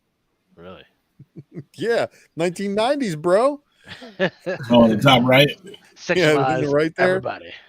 When she, they don't actually have her in the Malice suit's right next to her. I was like, oh yeah. So the suit that's right next to her is the Malice suit. That was like my time of Fantastic Four. Jeez. And then one to the right is the Beyond Amazings cover. Moving on. The Fortnite Zero War. Maria Wolff. Yes, sir. Bottom left, Fortnite. Maria Wolff. So check out that Spider-Man variant, top right. The Lim. Ron Secret Lim. Wars 8 variant. Swipe. Yeah, it's Ron a Lim. Ron Lim homage. I kind of like it, but I mean, I'm a fan of Secret Wars 8 covers, anyways. Iron Cat. They put a whole lot of detail into that cat. Is all I'm saying. I don't know what's going on. Yeah, That's the cat is the, more detailed than the other cover. Is that the cat from Captain Marvel? Gus? Or- It's not a Flarkin. Thank God it's not a Flarkin. Jane Foster and the Mighty Thor. So does that mean she's back as the Mighty Thor? Oh God, I don't know. Yeah, they basically did this story and strategically dropped it right around the same time she was going to be in Love and Thunder. Jeez. I don't care. New Mutants, number 30. The one in the middle is I think it's a 1 in 10, but the one to the far right, which is a sequence, is a 1 in 50. Yeah. I thought the 1 in 10 was the text or whatever cover. No, it's the one in the middle. It's the design variant. Oh, okay. I guess they updated it recently. Mhm. Yeah, it's the recent joint. That's why her sword's all tiny now.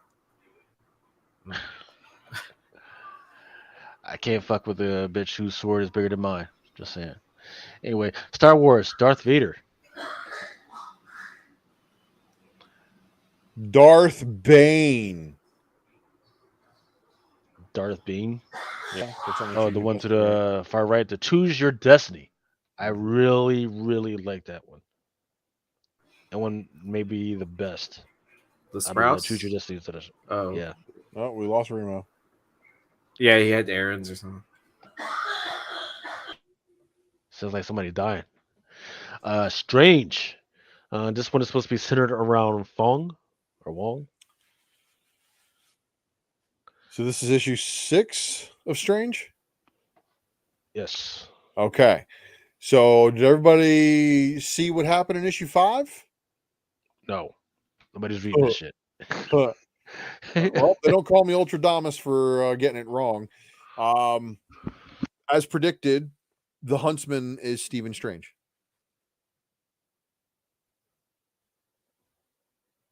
So the dude, the Huntsman, you know, the new character that was introduced in Strange number 1. So is it just a Strange from another universe, or no? He's the Avatar of Death.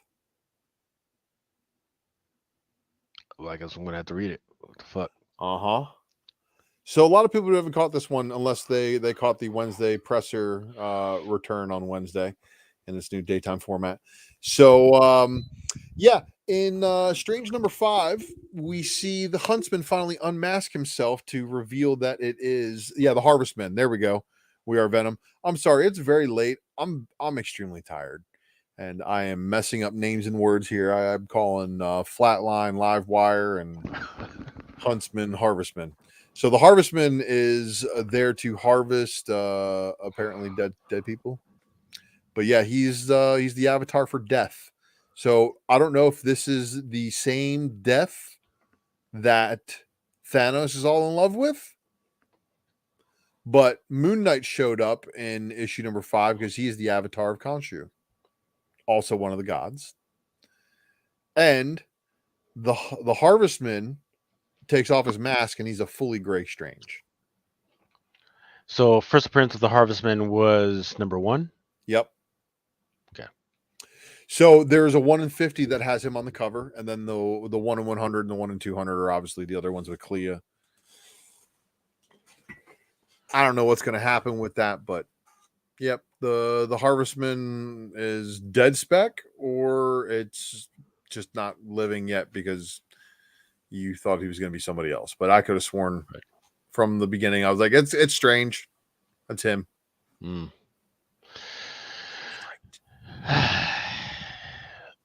I think retailers should start suing Marvel for all this bullshit that they're doing. Yeah, what is that bullshit? But this is not bullshit. This is all me right here. I love this stuff. Amazing cover by Jim So, Rugg. Did anybody read X-Men Legends 1 of this new volume? I have no clue. Probably, but I don't forget what happened to it. No, I read the previous. I read the previous one, not this one. Is this one worth picking up too? Yes. Okay. So the one to the far right is Carrie Andrews. The one to the far left is Jim Rugg. So the issue 1 takes place in the era of 180, 181, 182. Okay, I knew about that too. I mean, if you look at it, it's Wolverine in his old costume before the Giant Size X-Men redesign. Yeah. AKA the Giant Size X-Men error that resulted in the redesign. Did you guys know that? Nah. They fucked up on the inking, and that's how his costume went from this to the design that he has. From like the Triumph design to the, I guess, wine design. Yeah. Wow. And Exterminators number 1. Yes. Oh, I was thinking of Exterminators. That stupid 1 in 10 text. Yeah. All right, moving on to IDW. The big news for IDW was, and I told people about that fucking book, Dark Spaces, Wildfire. Fortunately, it's being picked up by UPC, a channel that I can't even freaking get on my fucking channel station.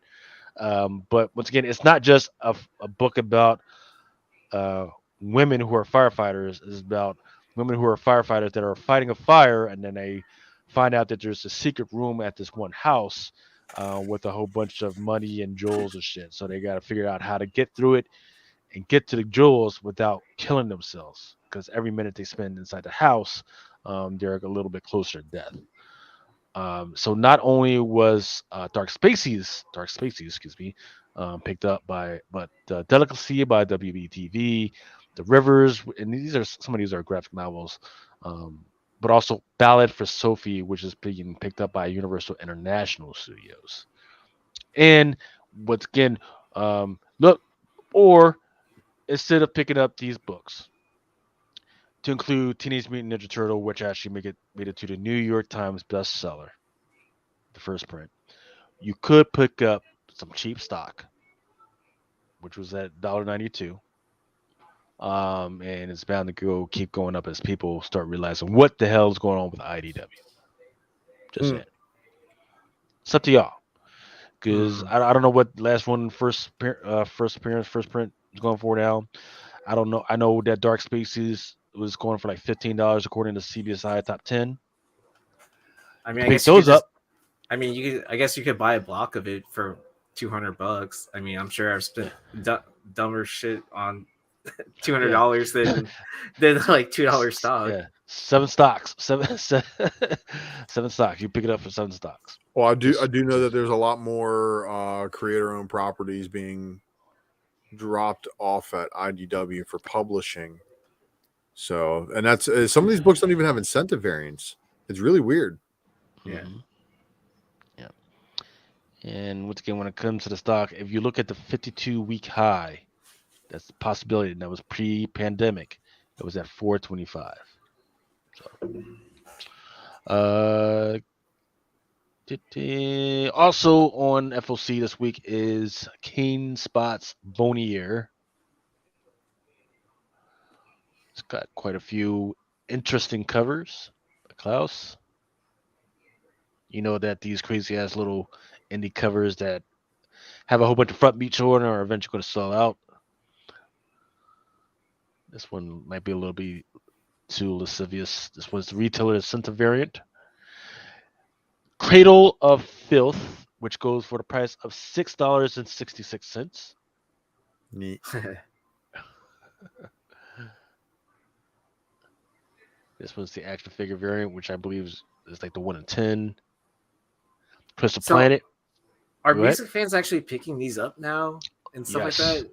Okay, I wasn't sure. Yeah, Pull Box has been blowing up with people trying to buy that shit. So, Crystal Planet, people still buying this. I have not read it. I really need to read this freaking to figure out what's going on because people are loving that one as well. Satriani 1 in 10. 1 in 5 is not bad. I like the art, and I like the 1 in 5 on the previous issue. Is this at all like deep? What's that? Deep Truth, or what's the name of that joint from Image? That's all about conspiracy theories. Department of Truth. No, it shouldn't be anything like that. Yeah. Crystal Planet should probably be a little bit more on the mellow side, but it's a lot to do with aliens because it's Joe Satriani's thing. He's just all space age shit. I have one of his guitars. It's really nice. Or like his design guitar, you know, not like signature, but like something that. Okay. You know, Sean, that's a good question. I don't know why he didn't get invited on, but I'm about to fall the fuck asleep, so I can't think of shit. How come you guys haven't invited Bronze H Nerd? I don't have his contact info. Is he still up? Can I just send him the link on Instagram? Yeah, probably. Yeah, but I'm fucking fighting. Keep my eyes open right now. Yep. Evanescence. Yep, Evanescence. Echoes from the Void. Beautiful freaking cover. Don't know what's up with the teddy bear with angel wings, but all right.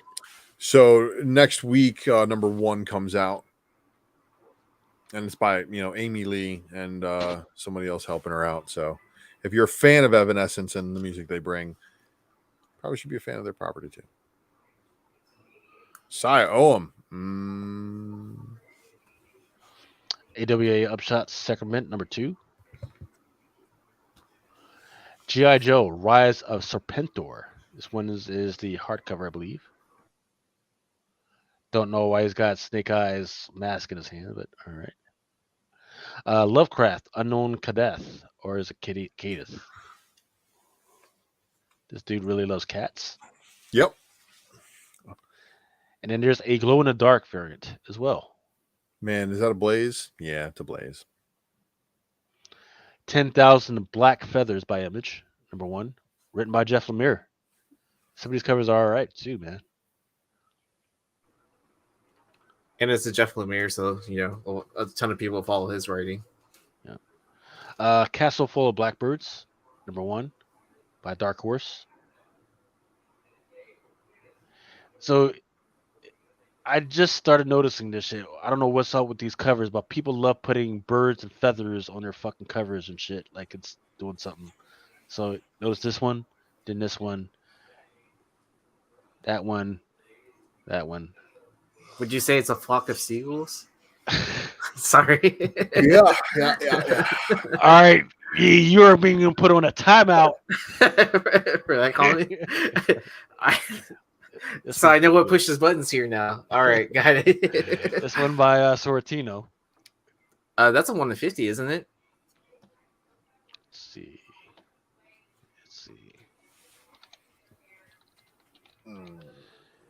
The 1 in 50, yes it is. And this one, the one before it, this one is the 1 in 100. I think I like the 1 in 50 better than the 1 in 100. Subtle. The Least We Can Do, issue number 1 by Image, written by Elsa Ramboli. Kingspawn number 14. Don't know why he's got the chains coming out of his freaking crotch, but all right. It's chastity. Chastity up. Keeps him from getting fucked over by the devil. Issue number 2 of Love Everlasting. I think I read number 1 and I was like, what the fuck is this? I don't know why they even did that shit. Have you noticed more variants coming out with playing cards? Yeah, that's another freaking trend. Don't know why. I mean, like, I get it if it's like Joker related or Harley Quinn, I guess, or What something about like that. Deadpool and Cyclops? And there's Yeah. Cyclops on top and a Deadpool on top, depending on which version of the variant. Yeah, which one was the secret variant of that? Was it the Deadpool? Deadpool on top? The Deadpool on top was the.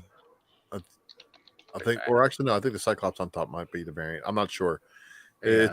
It's one of those. The Gambit. Those are fun to find though. Yeah, those are fun to find. Gambit versus Deadpool. That issue, I think 5 has a wonderful card variant. Okay, well, I mean, with Gambit, it makes sense too, right? Yeah. Yeah. Double O is just saying, think of those feathers as tentacles. Okay, that actually makes sense.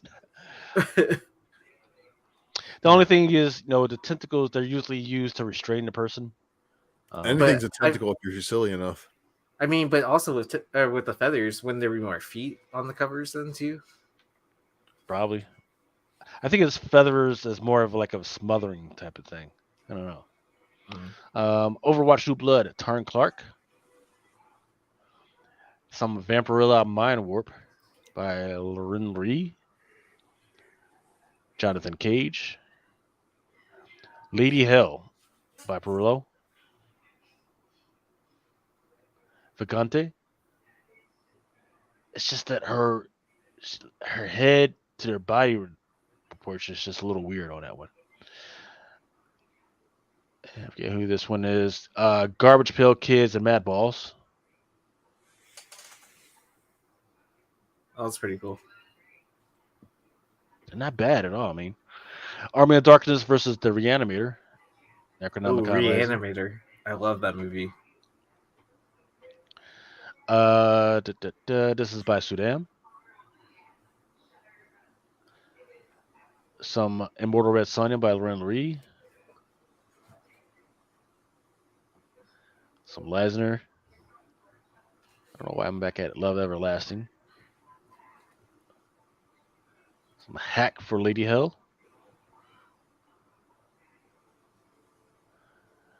Draculina. No, Ninjas was last week. And then we're getting ready to run into I just wanted to bring up stuff that's coming out this week. All right. Before you get into that, Yes, sir. I'm going to take off because You're on fumes. I'm definitely on fucking fumes.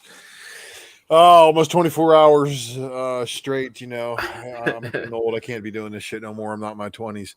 But I appreciate you all, my Drunken Chat family. Live chat, you're the greatest. Thanks for the direction towards the Secret Variant this weekend. Don't forget to subscribe, get that notification, because I don't know when I'm going live, but it'll be sometime soon. And I appreciate you guys, and I'll see you next time. And smash that like button. All right, all right. Thank you so much, Ultra. Appreciate you too, Lucas. Later, Yee. And Ninth, if you're still there, bro, you still awake? Don't forget, no sleep Ninth and no ghost Ninth. Right? I know, right? Because then I won't get my invite, right? That's I think what the word was. Yes. Yeah. Well, I have the times written down still. So if you know the episode, make sure to look at 1 hour, 47 minutes and 10 seconds, and then 2 hours and 56 and 10 seconds. It's pretty fire looking too, because he looks like the ghost one might work though. Like, you know, it could just be like half of his like original video. He looks like a kingpin looking over his city. Yeah, exactly, right? You know what I mean? Yeah, Thank you. 78 points of articulation. Best to you too. I'm gonna go look at the back of my eyelids. Check you guys later. All right, man. Thank you very much, man. All right, now we're in a home stretch. We're going to take a look at the stuff that's coming out this week. It depends on how you look at it. Either it's really, really stupid or it's not that bad at all. First up, I got the Amazing Spider-Man number 8. I love the Predator joint. That's it from Amazing Spider-Man. Kind of a disappointment for such a heavily printed book. And it's like Dan Slott is writing this story again, right? Or writing for Spider-Man? Right. Who is it? I mean, yeah, and the question is, the big question that they've been trying to draw out is, well, Mary Jane has been living with this dude and they've got kids. What the fuck is that all about? In the meantime, Peter Parker, he's gotten back with Black Cat. So we're on the 8th issue. I need explanations. Like, what the fuck is going on? Otherwise, what's even the fucking point of this fucking book? Is it notation like Earth 1 dash blah blah blah blah blah? Not even. Not even that. Not even that. All I know is that he's got no friends. Nobody likes him. You know, it's just weird, man. With no explanation. Avengers number 48. I do like that Thor cover, and as you can see, it is it's selling out, or it is sold out at the distributor level. Oh wow. Axe Judgment Day. There's the 1/100 Brooks, which actually looks really nice. There's a 150. There's a Scotty Young. Department of Truth. There is a 150, which is meh. I do like the 125, which I guess that's supposed to be Einstein in the middle. Okay. And after N number 1. Pretty good looking covers. I mean, Vault number 1s usually hit pretty hot too, because like they become almost like an afterthought for people, right? When picking up books, so that you might have that initial spike, depending on your area, right? That no one has it. Right. Some more Ivan Tao action from Zenoscope. Is Tao chasing after the cover of the year this year, though? Tao, he is. It's just that he draws his bitches too skinny, man. You know, like I get it. I appreciate the beauty. However, Rim number 4 is a 1/10, a 1/25. I'm finally caught up on reading this. I'm actually enjoying the story. Are you? Yeah. I mean, I like the setup in issue 1, and then it wasn't quite what I was expecting in issues 2 and 3, if that makes sense. I have a feeling that some of the prices will definitely drop once the trade paperbacks come out, and people get to actually read the whole thing through. Yeah.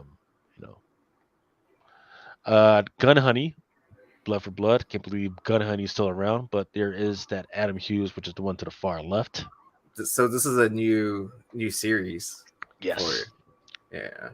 There's so many covers for it again though. Like Is there? I mean, yeah, like And I you know, think and you know what? I actually had an interview. It was me and Adam. We actually had an interview with the Goot, and I told him straight up, man, you fucked up. You fucked up.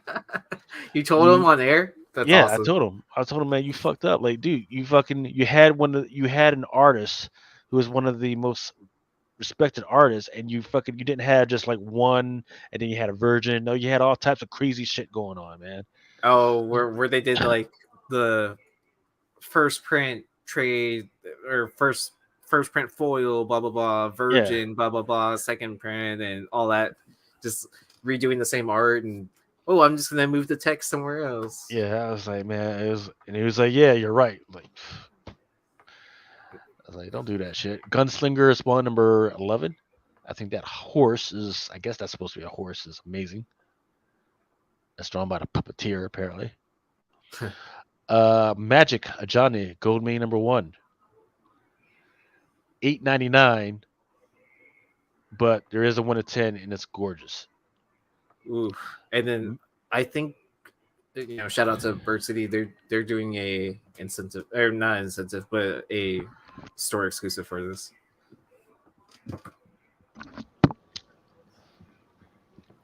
Miles Morales, Spider-Man number 41. I think they're still in that future where he's hanging out with Billy and General, what's his name, Genki. So I was going to ask, do you think there's going to be a general interest ever in Magic comics? Because I know like Post Malone is like big in Magic, like through Whatnot and all that, or just in general, right? Like he has his own like special like play mat board and all that. Right, they were supposed to have done a movie, but the problem is that when you get to that fantasy stuff, the companies, they don't want to spend a lot of money on that stuff. So that's the worry. If you're gonna do it, you got to go all out Game of Thrones style. Spend the money, like, but kind of like what Warcraft did, right? I'm talking about Avatar movie. I'm talking about Avatar money. You got to spend Avatar money. Oh, okay. Well, because I'm guessing that. Yeah, because I'm guessing Warcraft was like maybe like half the budget of Avatar. Yeah. People don't get it, man. Like if people have put their lives and money in that stuff, and you decide to put it on the big screen, don't fuck with it. So there are Magic cards with the comics in the old series of comics that they did. I think through Dark Horse. Like back in the day, I don't remember. Yeah, I know those were sought. There's like one that's sought after. Everything else is crap. Is what I've been told by a Magic player. Radiant Black number 17, 1 in 25. That's really late in the series, having 1 in 25s. Shaolin Cowboy, Cruel to Be Kin. I know nobody cares about Shaolin Cowboy right now, but I do love these covers, the one to the middle and the one to the right. In fact, I need an ornament. Oh, that's funny. Yeah. The limited edition of some of the Dynamite stuff is coming out, to include the Sheena Queen Jungle number 8, that beige, the one with the black cover, and Suyam, the one to the far right. Is the middle one? Is that the one that they're doing the ultraviolet cover to, or something like that? Yeah, all of these have an ultraviolet edition of these, but these are more like, I don't know whether these are, I think these are like a metal edition or something like that. Oh, okay. Or there should be at some point. Gwenverse, Spider-Gwenverse number 5. I don't know how many homages. Yeah, I don't know how many Greg Land homages they can do, but okay. They did it for this entire series, right? Yeah. And there's the David Nakayama, which is great, but once again, he did one for each and every single one of these, and there's the design variant, or excuse me, the design variant by Momoko. Yeah, I want to say Nakayama did all the A covers for the series. I think so. Yeah. Yeah, I still need to read. I think issues 3 and 4. No, you don't.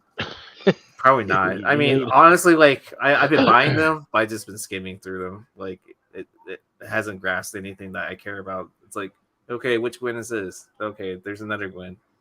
Oh, there's a different version of Gwen. Darth Vader, number 26. That Malieve, though. That one in the middle is amazing. Yes. In fact, every single one of these covers is amazing. Yeah. Every single one of these. Except for, I mean, the Darth Sidious, like, but still, you got to have that one. Well, I mean, if you're already starting that Sprouse collection, you might as well keep on going, right? Right. I mean, but that middle cover is killing it. Then Star Wars Dr. Aphra, number 23. More Sprouse, Choose Your Destiny. Yeah. And then it went to the far right.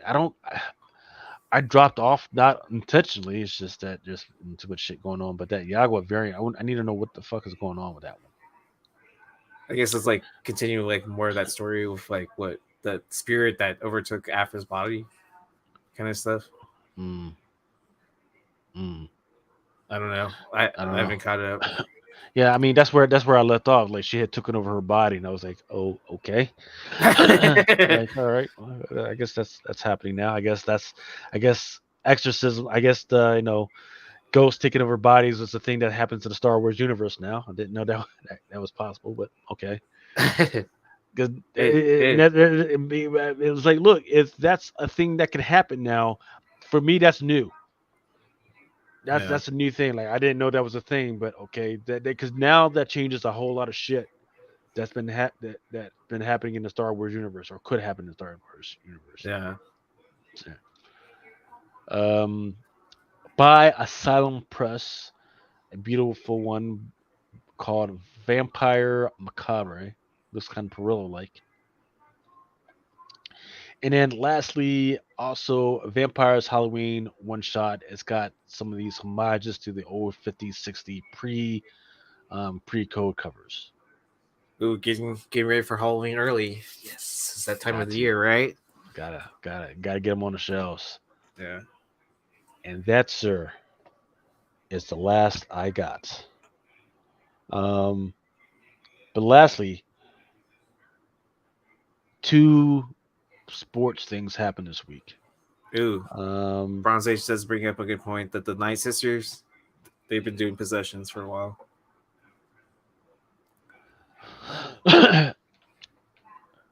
Okay. Well, shit. I mean, have we seen it in the movies or anything like that? I think they had it in the animated series of Clone Wars when they had with all the sisters, like they they're sitting around the cauldron, like conjuring spirits. I forgot about all that. Yeah. So Ron Tatus Jr. Oh, are you talking about Fernando Tatis Jr.? Yes. Yeah. Yeah. He got his suspension, right? Yeah, 80 days. Like he was just coming back from injury. Like, yeah, I took a bet on Tatis, and I'm happy. I mean, I'm gonna hold these cards, but like, you still got his cards? Yeah. I mean, I'm not gonna dump them because like they're going for like way below like cost. Like, yeah. So just a week ago, Golden had sold one of his cards, a 2016 Orange Refractor, graded BGS 9.5 for $54,000. Okay. Wasn't that already down from the last sale before that though? Let's see. The PWCC Marketplace has sold 16 of his prospect and rookie cards for $30,000 or more, including 3 for between $117,000 and $144,000. So that is more than half of what they were before. Okay. Yeah, I mean, because like he's been out most of the season, anyways, right? From a motorcycle injury, and then have you heard like what some of his like teammates are saying and stuff like that? They don't feel sorry for him at all, and like I mean, I'm sure to some degree, right? But some of them are like saying like basically like we're professionals, like you got to prove to us that you want to be here to win, right? And they need to put his ass back through the farm system. Farm system. I mean, he's still young in his career, anyways, too, right? Like his rookie card is in 2019, and then after his 80 days of suspension, right? Then he'll be about like 23 or 24. So I mean, you can pretty much knock out the rest of this season and then take out the first half again of next season. But then if you really think about it, it's almost like a full year of him not even stepping foot like in a professional park. But I mean, he's a natural anyways, so it's like kind of like whatever. And then you still have Machado on the Padres. So you're saying buy? I'm not saying buy. I'm saying if you bought into it already, to hold and don't dump right now. Like this is the worst time. The below says, but his dad said it was haircut fungus. I mean, I'll believe it if I see him in a picture where he doesn't have dreads or something like that. Let's see what it says. Over 300,000 Tatis cards have sold on eBay within the last 12 months, totaling over 12 million. 12 million. Yeah, I heard about that. That's sad. That's a crazy stat. And then, so anyone that's holding cards right now, it's obviously down. It was already down because he was out at the beginning of the season. So, I mean, I think I haven't checked prices recently, but I've definitely seen a drop in like graded PSA 10s and all that. Mike Chacon is saying, fellas, introduce yourselves. Well, I am Chitlins, Greens, and Cornbread. And I am here with Easy. And I don't know who you are, but we're getting ready to shut this bitch down anyway. So you can rewind, we can watch the rest of the show because it is 4:09 in the morning. It's time to go off to the sunset and read some books and get ready for. Are you having a Whatnot sale today? Yes, I am having a Whatnot sale today. I am selling nothing but Japanese books, so you can check out my Instagram and see what I'm bringing to the table. It's going to be Marvel and Spawn. And then I still have half a hobby box of Japanese baseball cards. So I will be flipping between the two. You will see a pack of cards, then you'll see a Japanese book. So back and forth. Nice. All throughout the night. I start at 7:30 p.m. Eastern. And right after me, I think I'll be going on for like an hour and a half. And then International Comics is going to, follow up right after me. And, him and Rob were the two people I know that were big into modern foreigns and even like some Golden Age stuff. So those are the men. All right. Yeah, and you can find me on Whatnot as well under Chitlins. If you don't know how to spell Chitlins, then me and you can't hang out. I'm sorry. It's just the thing, man. Just type in Greens and Cornbread and you can find them, right? Well, not on Whatnot. Not on Whatnot. Yeah. It's just Chitlins. I got them. It's just Chitlins on Whatnot. Yeah, it's just Chitlins on Whatnot because they said Chitlins and Greens and Cornbread is too long. So I was like, okay, what about Chitlins and Greens? That was too long. So I was like, all right, let's just go with Chitlins. So the way it's going to run is we're going to try and go for 30 minutes, 30 books. And then once we get to if we get to $50, each purchase after the $50, we're going to spin the wheel, whatever you can win a poster or a comic or more importantly, a pack break, whether it be your choice, football, baseball, hockey, or Star Wars. So I wonder you have some pretty good Star Wars too from last time I saw. Yes, the signature series. People wonder if we can. People are sleeping on those. Like I don't. Yeah, I don't know, man. I can only just put it up there. Yeah. Hint, it's on the screen. Okay, yeah. All right, but yeah, once again, thank you everybody that stayed up with us at 4:00 in the freaking morning. I hope you guys are doing well. Once again, if you have any questions, don't forget to hit up Easy or me on Instagram at Chitlins, Greens, Cornbread. Love y'all. Have fun. Stay safe. I can just find this. There we go. For each man in the time to take.